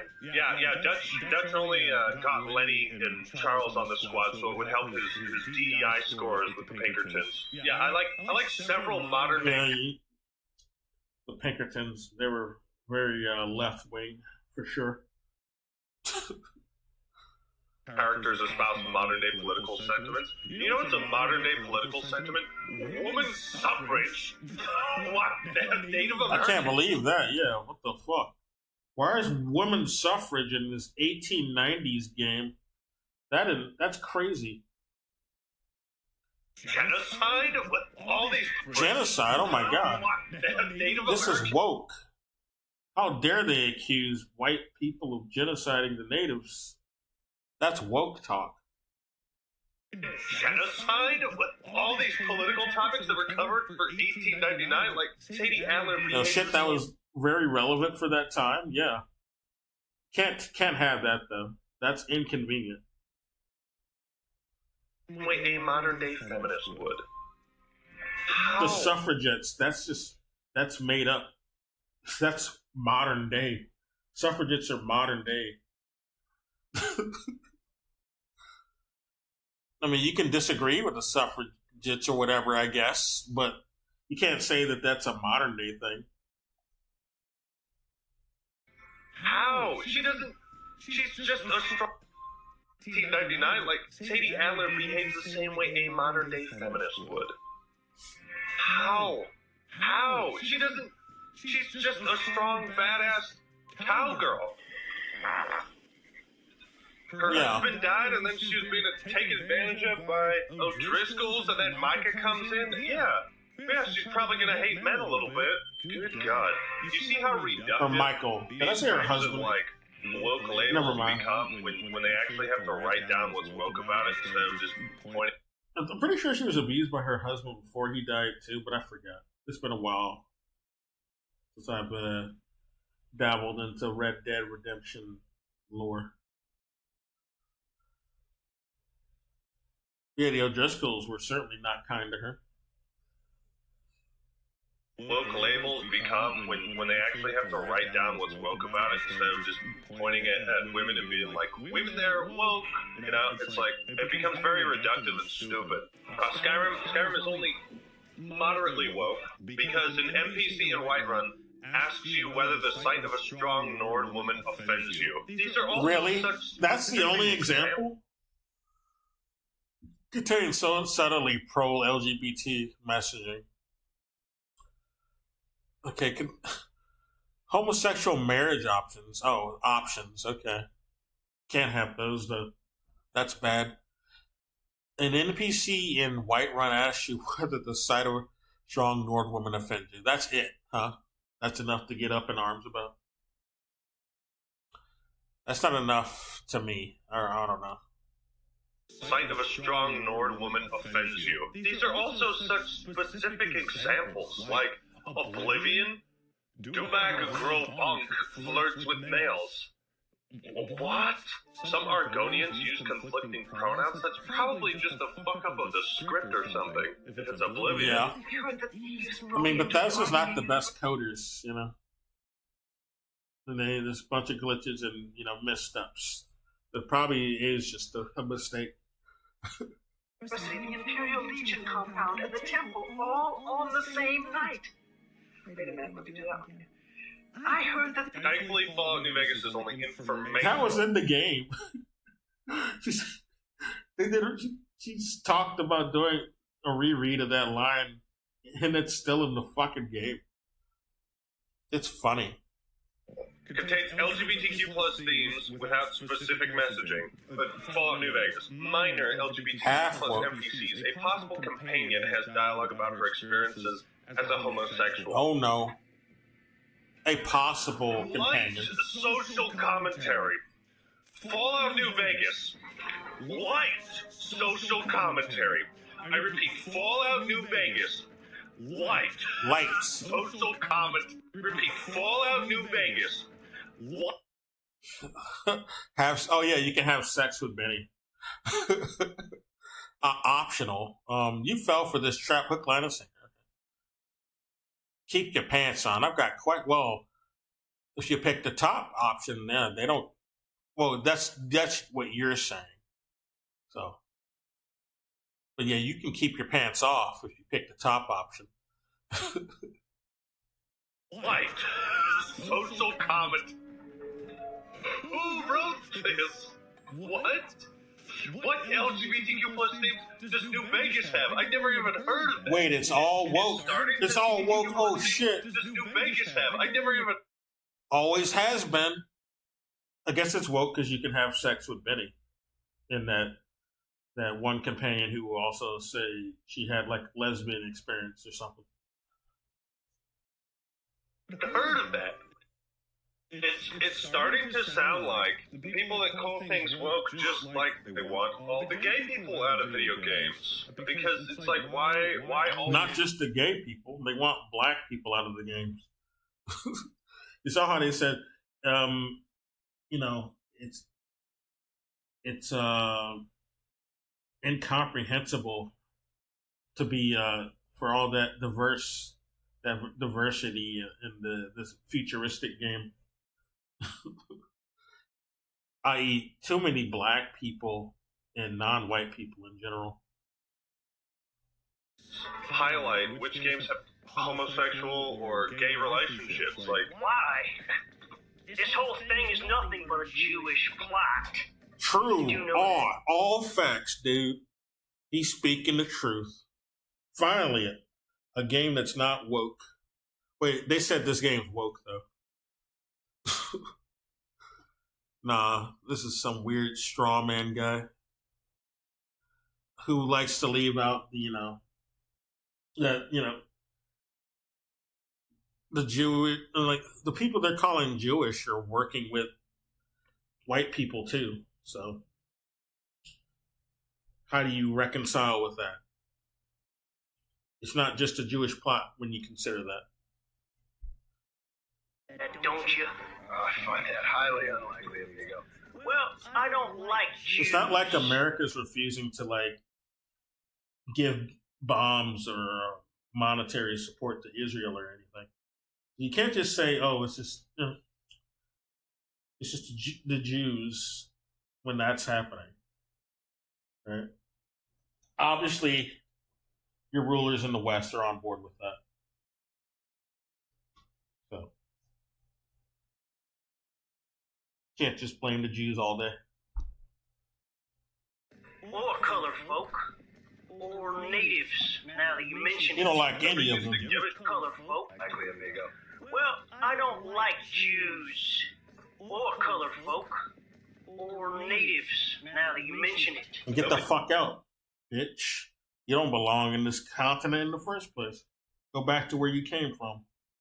They used to give a shit when it was like KOTOR or Mass Effect. Nobody cared. People that cared were the out-of-touch Fox News representatives. Now we have, gamers writing this shit. What happened? GTA 5? God damn it. Unfortunately, it features multiple minor LGBTQ plus NPCs. Isn't that unfortunate? Yeah, Fallout 3? Jeez. The games that are safe, though. Team Fortress 2. No woke content. Yeah. Thank God for that. No woke content. It's all white people, not even women in it either. That's not woke. Are safe though. Team Fortress 2. No woke content. Yeah, that's the only game they consider not woke. Oh, well, no. Okay, we got Sekiro. Sekiro's not woke. Ultra, I don't even know what the hell that is. Witcher 2 is not woke. But Witcher 3 is woke. Witcher Enhanced Edition is not woke. Team Fortress 2, yeah, we just saw Alien Swarm, I don't know. Sid Meier, well, yeah, I've seen people on a lot of conservative channels have promoted Sid Meier. Borderlands and the first Borderlands isn't woke apparently, but of course the sequels are woke.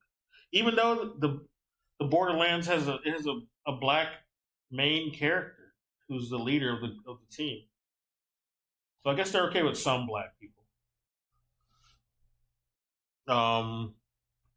Metro Redux. Yeah, the Metro games. Those are the I forgot where. I think Metro takes place in Poland, but a hypothetical futuristic Poland that's still part of the Soviet Union that didn't get destroyed. But it might be straight on Russia. I forgot. It's been a while since I played Metro, Last Light, and Redux. But I played them. I just forgot a bit of the story and the setting. But I know it's, they're Slav, somewhere in the Slavic country, and it's still the Soviet Union.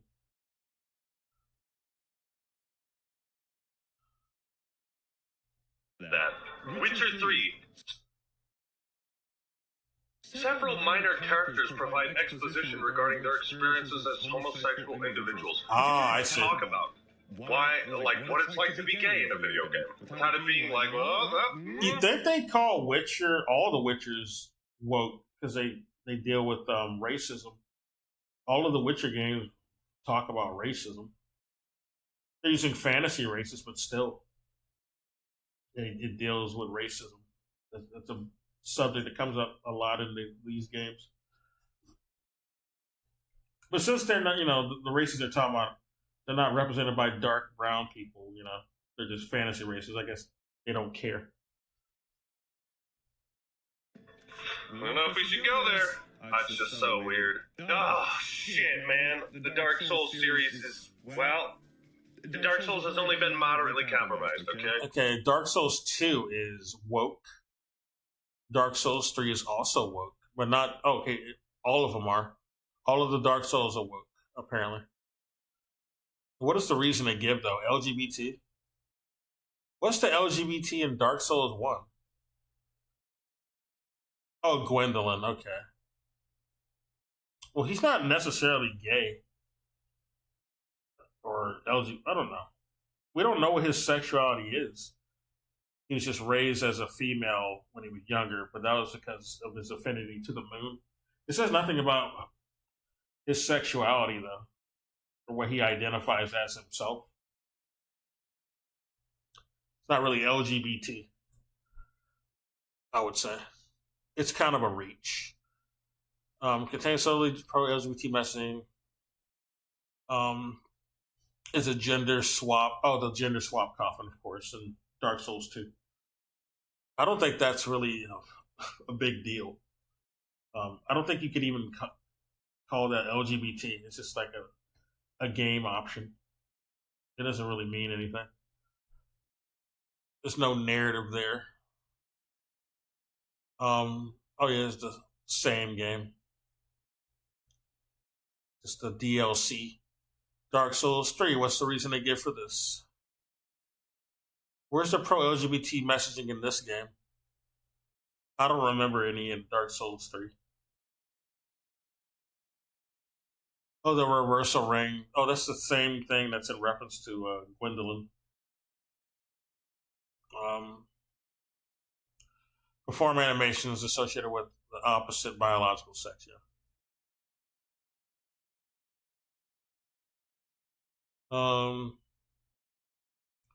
Cyberpunk 20. Well, yeah, we know why that would be called woke. There's a bunch of LGBT stuff in here.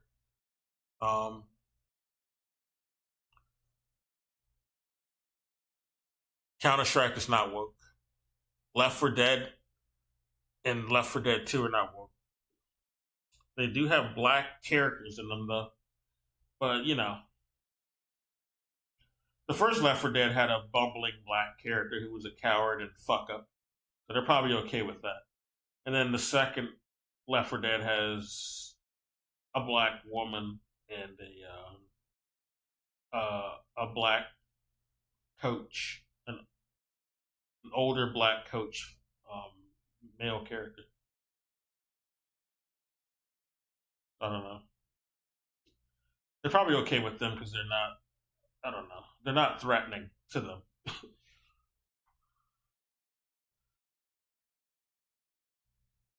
Gwendolyn was born a male but raised as a female and given clothes and a magic ring to help him act like a female.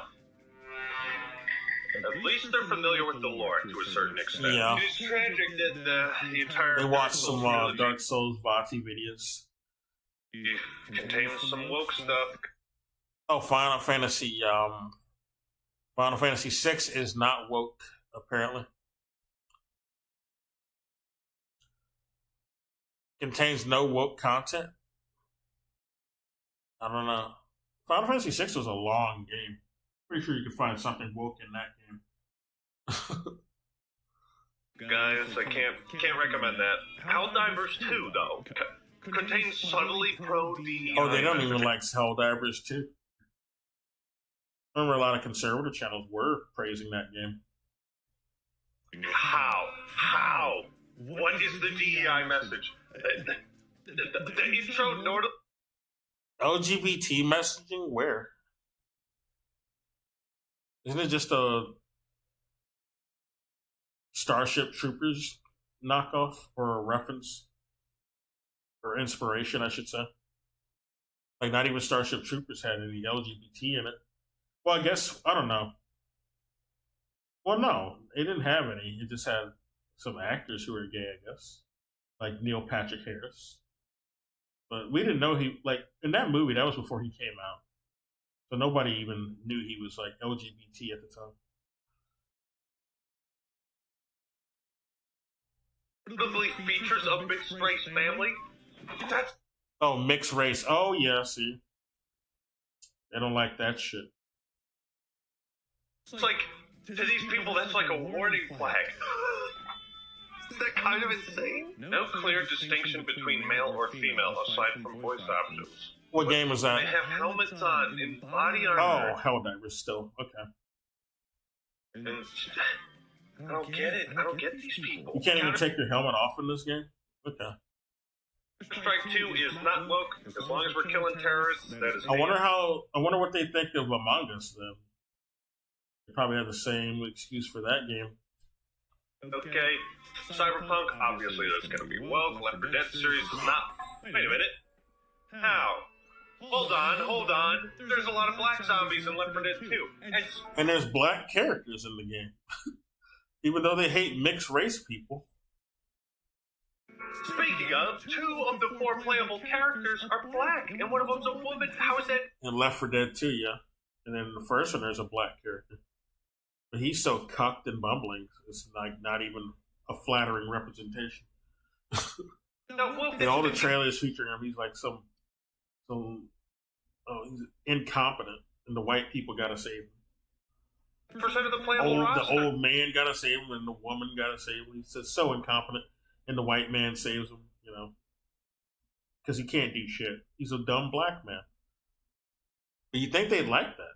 Well, I guess they do, since they don't call that one woke. How is Left 4 Dead 2 not woke? You see how stupid, how fucking easy it is? Just point out like minorities and women and say, look at the wokeness. It's woke. But they don't do that for Left 4 Dead 2. Why? Okay, so Portal is good, but Portal 2 unfortunately has anti-patriarchy Does it now? I don't remember any. Although it's been a while since I played Portal 2. Messaging has all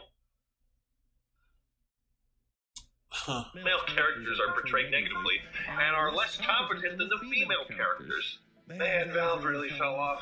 They really fell off after that. Yu-Gi-Oh! And Dragon Ball is safe. You can play those games safely. What is this? Validate struggling singles in your area. This is some random shovelware on Steam. Imagine how this game would be woke. What does this game even look like? We're going in deep.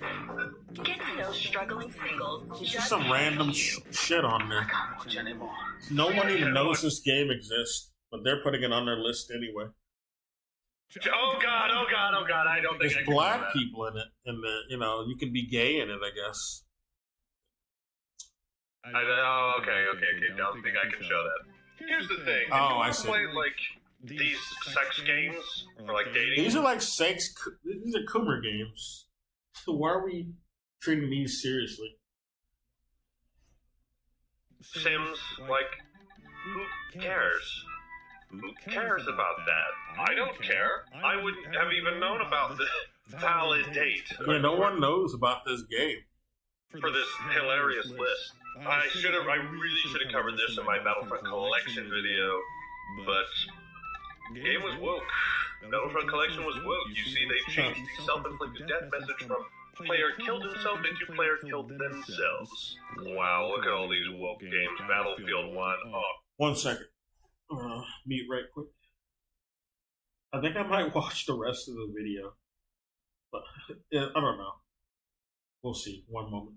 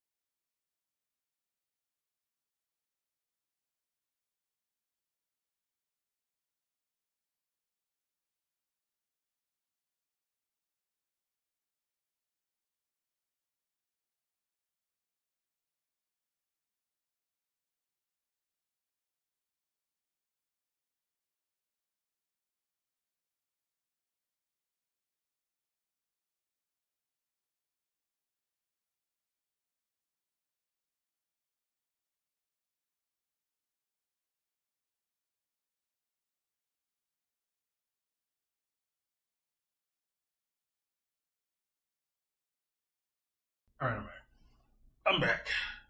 But yeah, Gwendolyn, we do know what he identifies as male. He was born male. We just don't know what his sexuality is. We can't assume anything about his sexuality. No romance ever comes up with him. But yeah, he is male. That's what he identifies as himself. He was forced to be raised female. He didn't choose that. It's not a really, I don't think you can call that LGBT. Since he identifies as his birth sex. oh yeah. There's black people in that game. Battlefield 5. Battlefield 5 you actually have like an argument for. But of course a small description is not going to do it justice. But look at how many games. Wolfenstein 2? Shit. Main character is saved by a strong, pregnant girlfriend. She also manages to fight off a Wolfenstein. 2. Yeah, Overwatch. I didn't really like some of the shit in that game. I thought it was a bit, like the writing in it was a bit too trashy to me. But otherwise, it was a fun game. It was fun to play for sure. I just didn't like the trashy writing. This is another one of those games where you could make some kind of. And the one black character in there, I don't know, they didn't make them look flattering. Well, there was more than one. But they could have just done more flattering shit with both of them, to be honest, or all of them. I didn't really like how they did it, but it's still a fun game to play. Argument that retroactively changing the sexuality of many characters. Maybe there's an issue with that. Maybe these What characters game? evolve. Wait, what game is this? Is it Wolfenstein? Yeah, Overwatch 2 is another one of those games. Oh, Overwatch 2 is what this is about. Okay. Retroactively changing, yeah. But going by some concept sheets, yeah, that was found out. Some of them were not planned to be that. You could make some kind of argument that retroactively. But you can make an argument against this or about whether that's true or not. Changing the sexuality of many characters. Maybe there's an issue with that. Maybe these characters evolved over time. Maybe it's really not a big fucking issue, and the issues surrounding Overwatch are way more important, massive, and they removed the whole story. There's no campaign or anything that they were going to do that with Overwatch 2, which was a bait and switch. I don't think they ever really planned to put that in. They just wanted to bait people into a new monetary system for the game. That's what I think it was. I don't think they ever really planned to do that. They were just lying to people. Yeah, they got rid of the story mode, so it doesn't even matter what the sexuality of the characters are anymore. when you're not even gonna add on to the story or put in more story shit anyway. So who gives a fuck? The characters are still gonna do what the fuck they do in the only mode that they have, which is PvP. Not about character sexuality. Just let the Rule 34 artists be by themselves, okay? Just let them do their thing. For those who are looking to play Dream Daddy, a dad dating simulator, you will unfortunately It's another Kuma play a game. woke video game. This is made So, by the who Game cares? Grumps. What? When did they? Oh my Game god! Grumps made a game? Why did the Game Grumps make this? Boyfriend Dungeon, non-binary. I've heard of Boyfriend Dungeon. That game actually did look fun, but I don't know. I didn't play it. I saw a trailer of it. It looked. If it's the game I'm thinking about, it looked pretty fun. It's a game about swords, and it's a dating sim too. But there was actual gameplay going on. It wasn't just a dating sim. That was supplementary to the gameplay. These swords are sentient and they're boyfriends that this girl can date in the game. And she fights with them too. Or I think you can fight as the swords. I don't know, I forgot. And like all these, they're overloading the list. Alex Jones and W.O. Ward. Oh, that's a fucking meme game. That game looked actually pretty funny, but it's just like a ripoff of Metal Slug with Alex Jones shit and conservative meme shit copy pasted onto a Metal Slug knockoff. I think they actually use a real Metal Slug game as a template. I don't think it was like an original game at all. Now that I think about it, but I could be wrong. No woke content. It's a political game, but it's not woke Content. I call bullshit. I call bullshit on this list. Are you kidding me? Are you kidding me? How is this not woke? How is this not woke? It's clearly shoving a political message. That's freedom. But it's the right political message, so it can't be woke. All right. We don't want politics in the games that don't agree with our politics. These are the right politics. This game does look funny, though, I must say. I'd probably play it just for the meme. Clearly shoving a political message. How much is this? Does this game even cost money? Or is it free? How is this? I'm going to go look this up on Steam. Alex Jones, NWO Wars. I've seen people play this. It is so dumb. At least it knows it's stupid. Hillary or the Clintons are like villains in the game and bosses. They're like, I don't like the Clintons anyway, but that's clearly political. That's a political agenda there. Oh, okay, the game does cost money. It costs like $17 or $18. So a bit too expensive for this type of game, I would say. It should be like $5 at most. But that's how much it costs. I don't like the Clintons, and I don't like the Clintons because I think they're too left wing. Though I don't like the Clintons because they're right wing, in my opinion, or not my opinion, just objective fact. They're right wing, but they just happen to be labeled as they're registered as Democrats, but we don't have any real two-party system. We have a one-party system masquerading as a duopoly, which is not any better really. But they both work for the same people, so we have a one-party system in reality. The same wealthy elite fund both parties, and they sign off on the same budgets that the wealthy elite want. They sign off on the same military budgets. It don't matter if it's a Democrat or a Republican in charge. They sign off on the same fucking thing. No matter what rhetoric they're saying during campaign time. What they actually do is a different story. and it's simply on the same page because we're following this one blueprint, or one roadmap, I should say. That's why you'll never see Hillary, or you'll never see Trump locking up Hillary. But that was his whole campaign during 2016, lock her up. He never even tried to do that. He admitted that was just campaign talk. I don't know why people even trust anything he says anymore.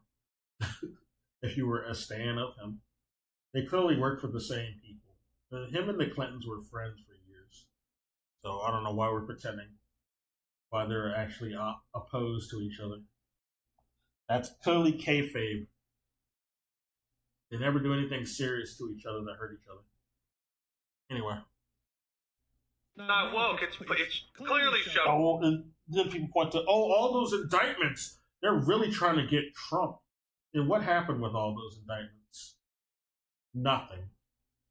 Nothing happened with those indictments. It was all performative shit to make you think, oh yeah, the deep state's trying to get rid of Trump. They don't really want him in the office. They're only promoting him all day, letting him run in spite of all those indictments. And the media is just broadcasting him all day, promoting him. Like, if they wanted to ignore a candidate, they've done it before. They did it with even Ron Paul's bitch ass, who I don't like. But, if they want to ignore a candidate, they'll do it. Very easy for them to do it. But no. The media is on the side of Trump. He's in the club, as George Carlin would say. He's in the same club as the Clintons and the so-called Democrats. They're all on the same side, funded by the same people in the same club. Having a political message. Same club as Biden, Well, he's not in the race anymore, but Kamala, I guess. The Patriots speak global techniques. That really is what it comes down to. It's like, okay, we want Dennis Kucinich, they pretty much ignored him. Gloria Stein. Well, not Gloria Stein. Yeah, was it Gloria Stein? Oh, no. I'm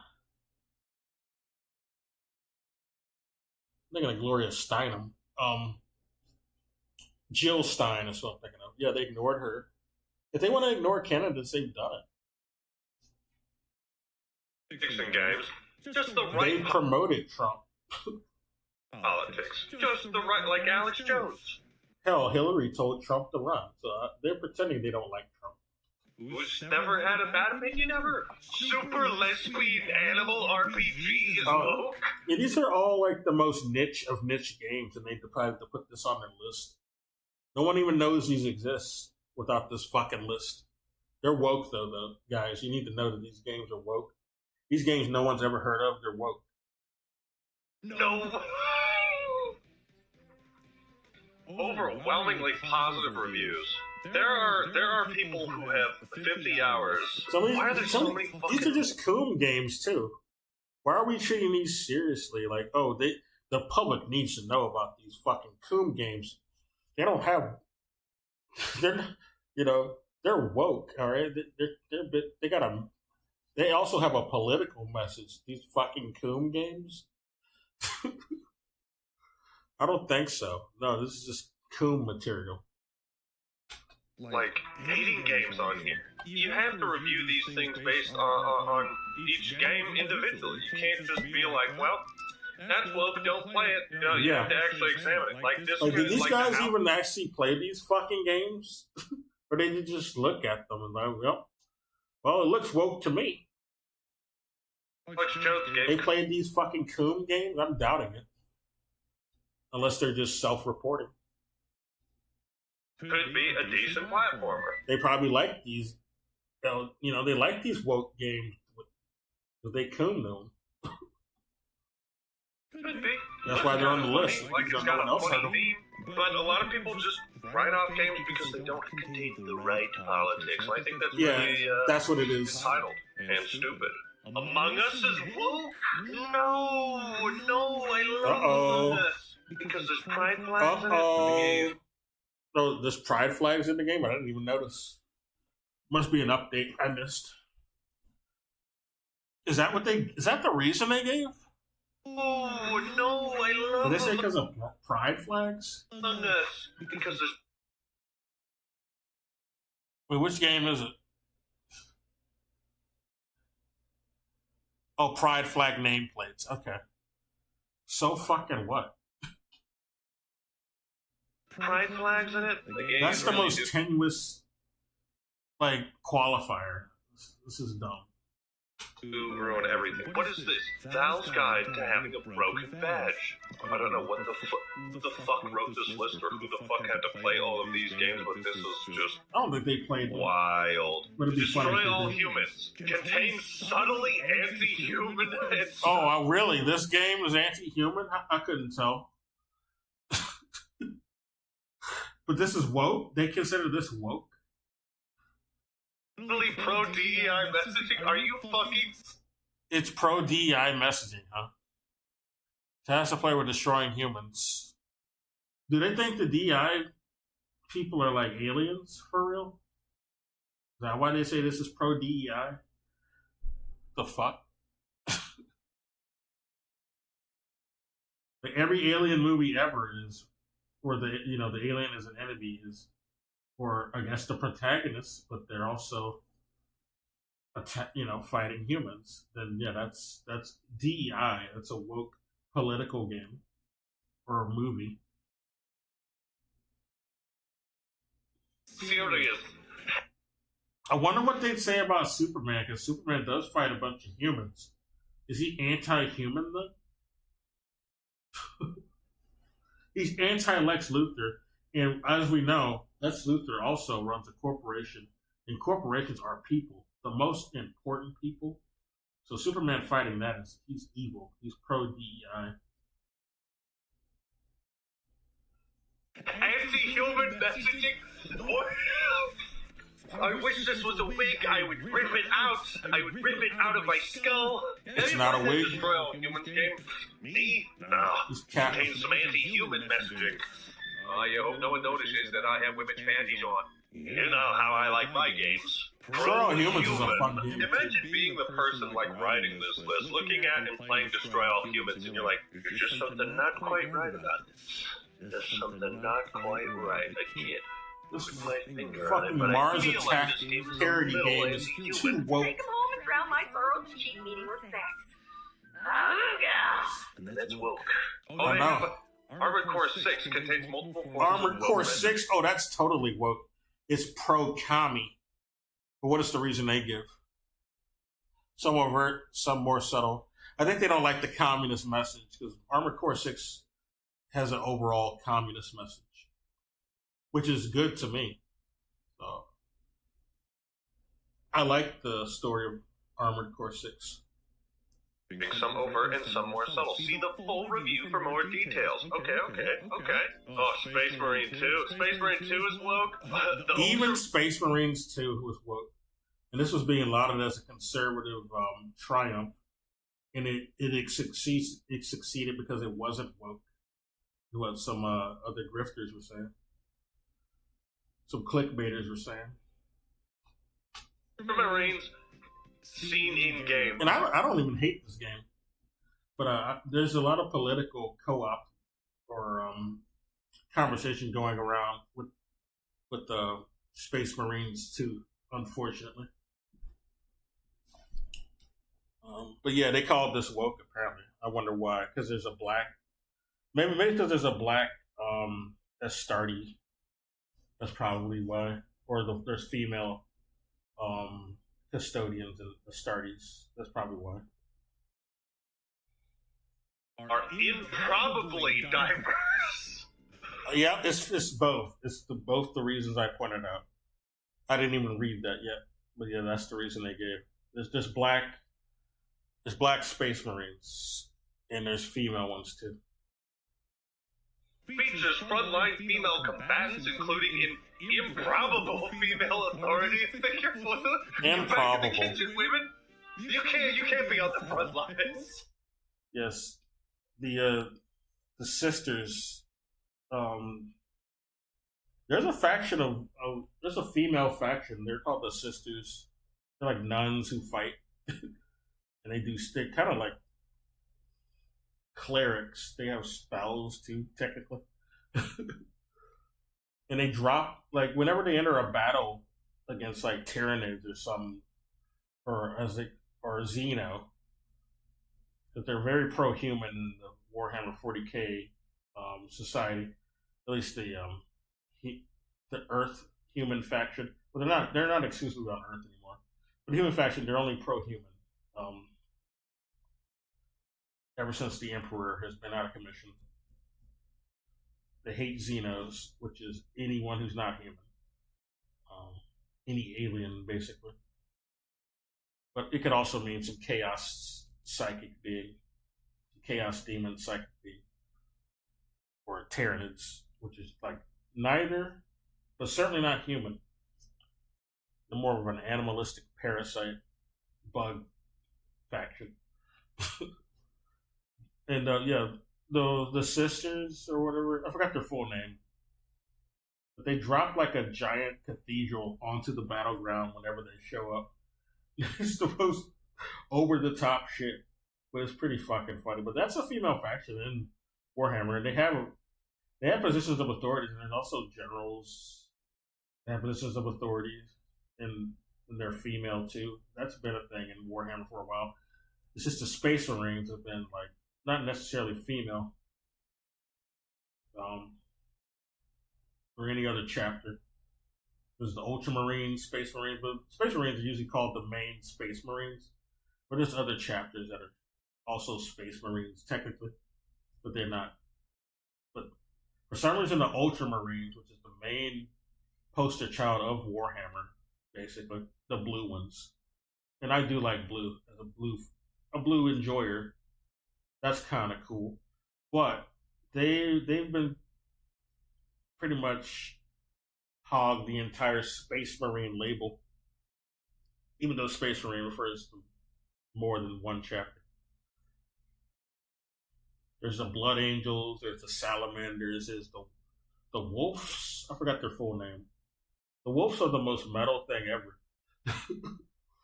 They ride on giant space wolves. They're crazy, and they wear a bunch of fur over their Space Marine mech suit. It's pretty fucking funny. I wonder if they show up in the game, because I don't know. I haven't played the game other than the beginning of it, the opener for Space Marine 2. I stopped playing it because it was having glitches. It ran butter smooth. The only issue is that it was not loading my avatar or any enemies, so I couldn't see what the fuck I was doing, and I can't show it either. I want to stream the game, but I gotta remedy those glitches first. Okay, I guess we'll watch the rest of this since it's almost over.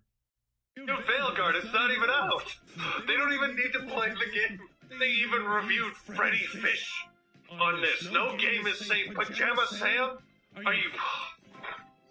Thank God I wasn't indoctrinated when I was a kid. Quake is good. Quake. Well, the first Quake anyway. Quake 2 is too woke. Okay, these are all the games that are not considered woke. Bayonetta, the first one anyway. Beyond Good and Evil 1. Okay, this whole list is blue. I'm going to look at the entire list of blues. None of these are woke, apparently. Freddy Fish. I've never heard of that game. Well, I've heard of it. I just never played it. Putt Putt, a golf game, of course. Nothing woke there.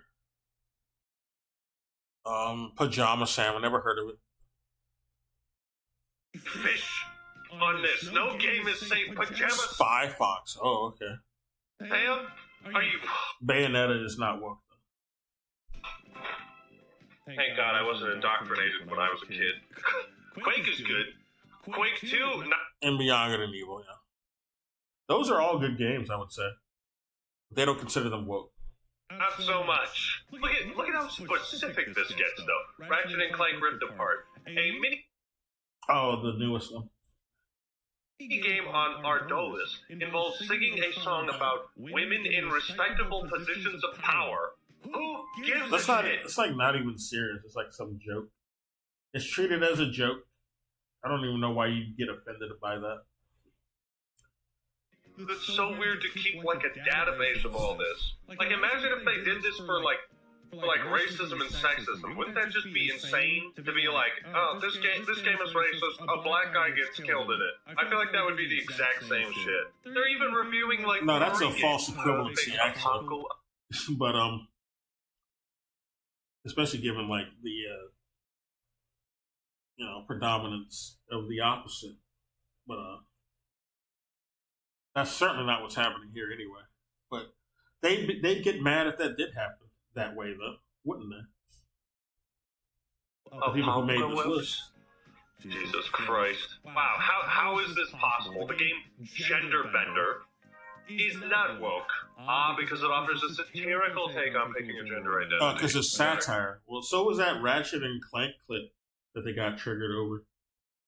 But they didn't care. They listed it as woke anyway. In favor of or against gender identities is unclear. What's your gender? What's your gender? Nah, that's woke. Your royal gay. Your royal gayness. Okay.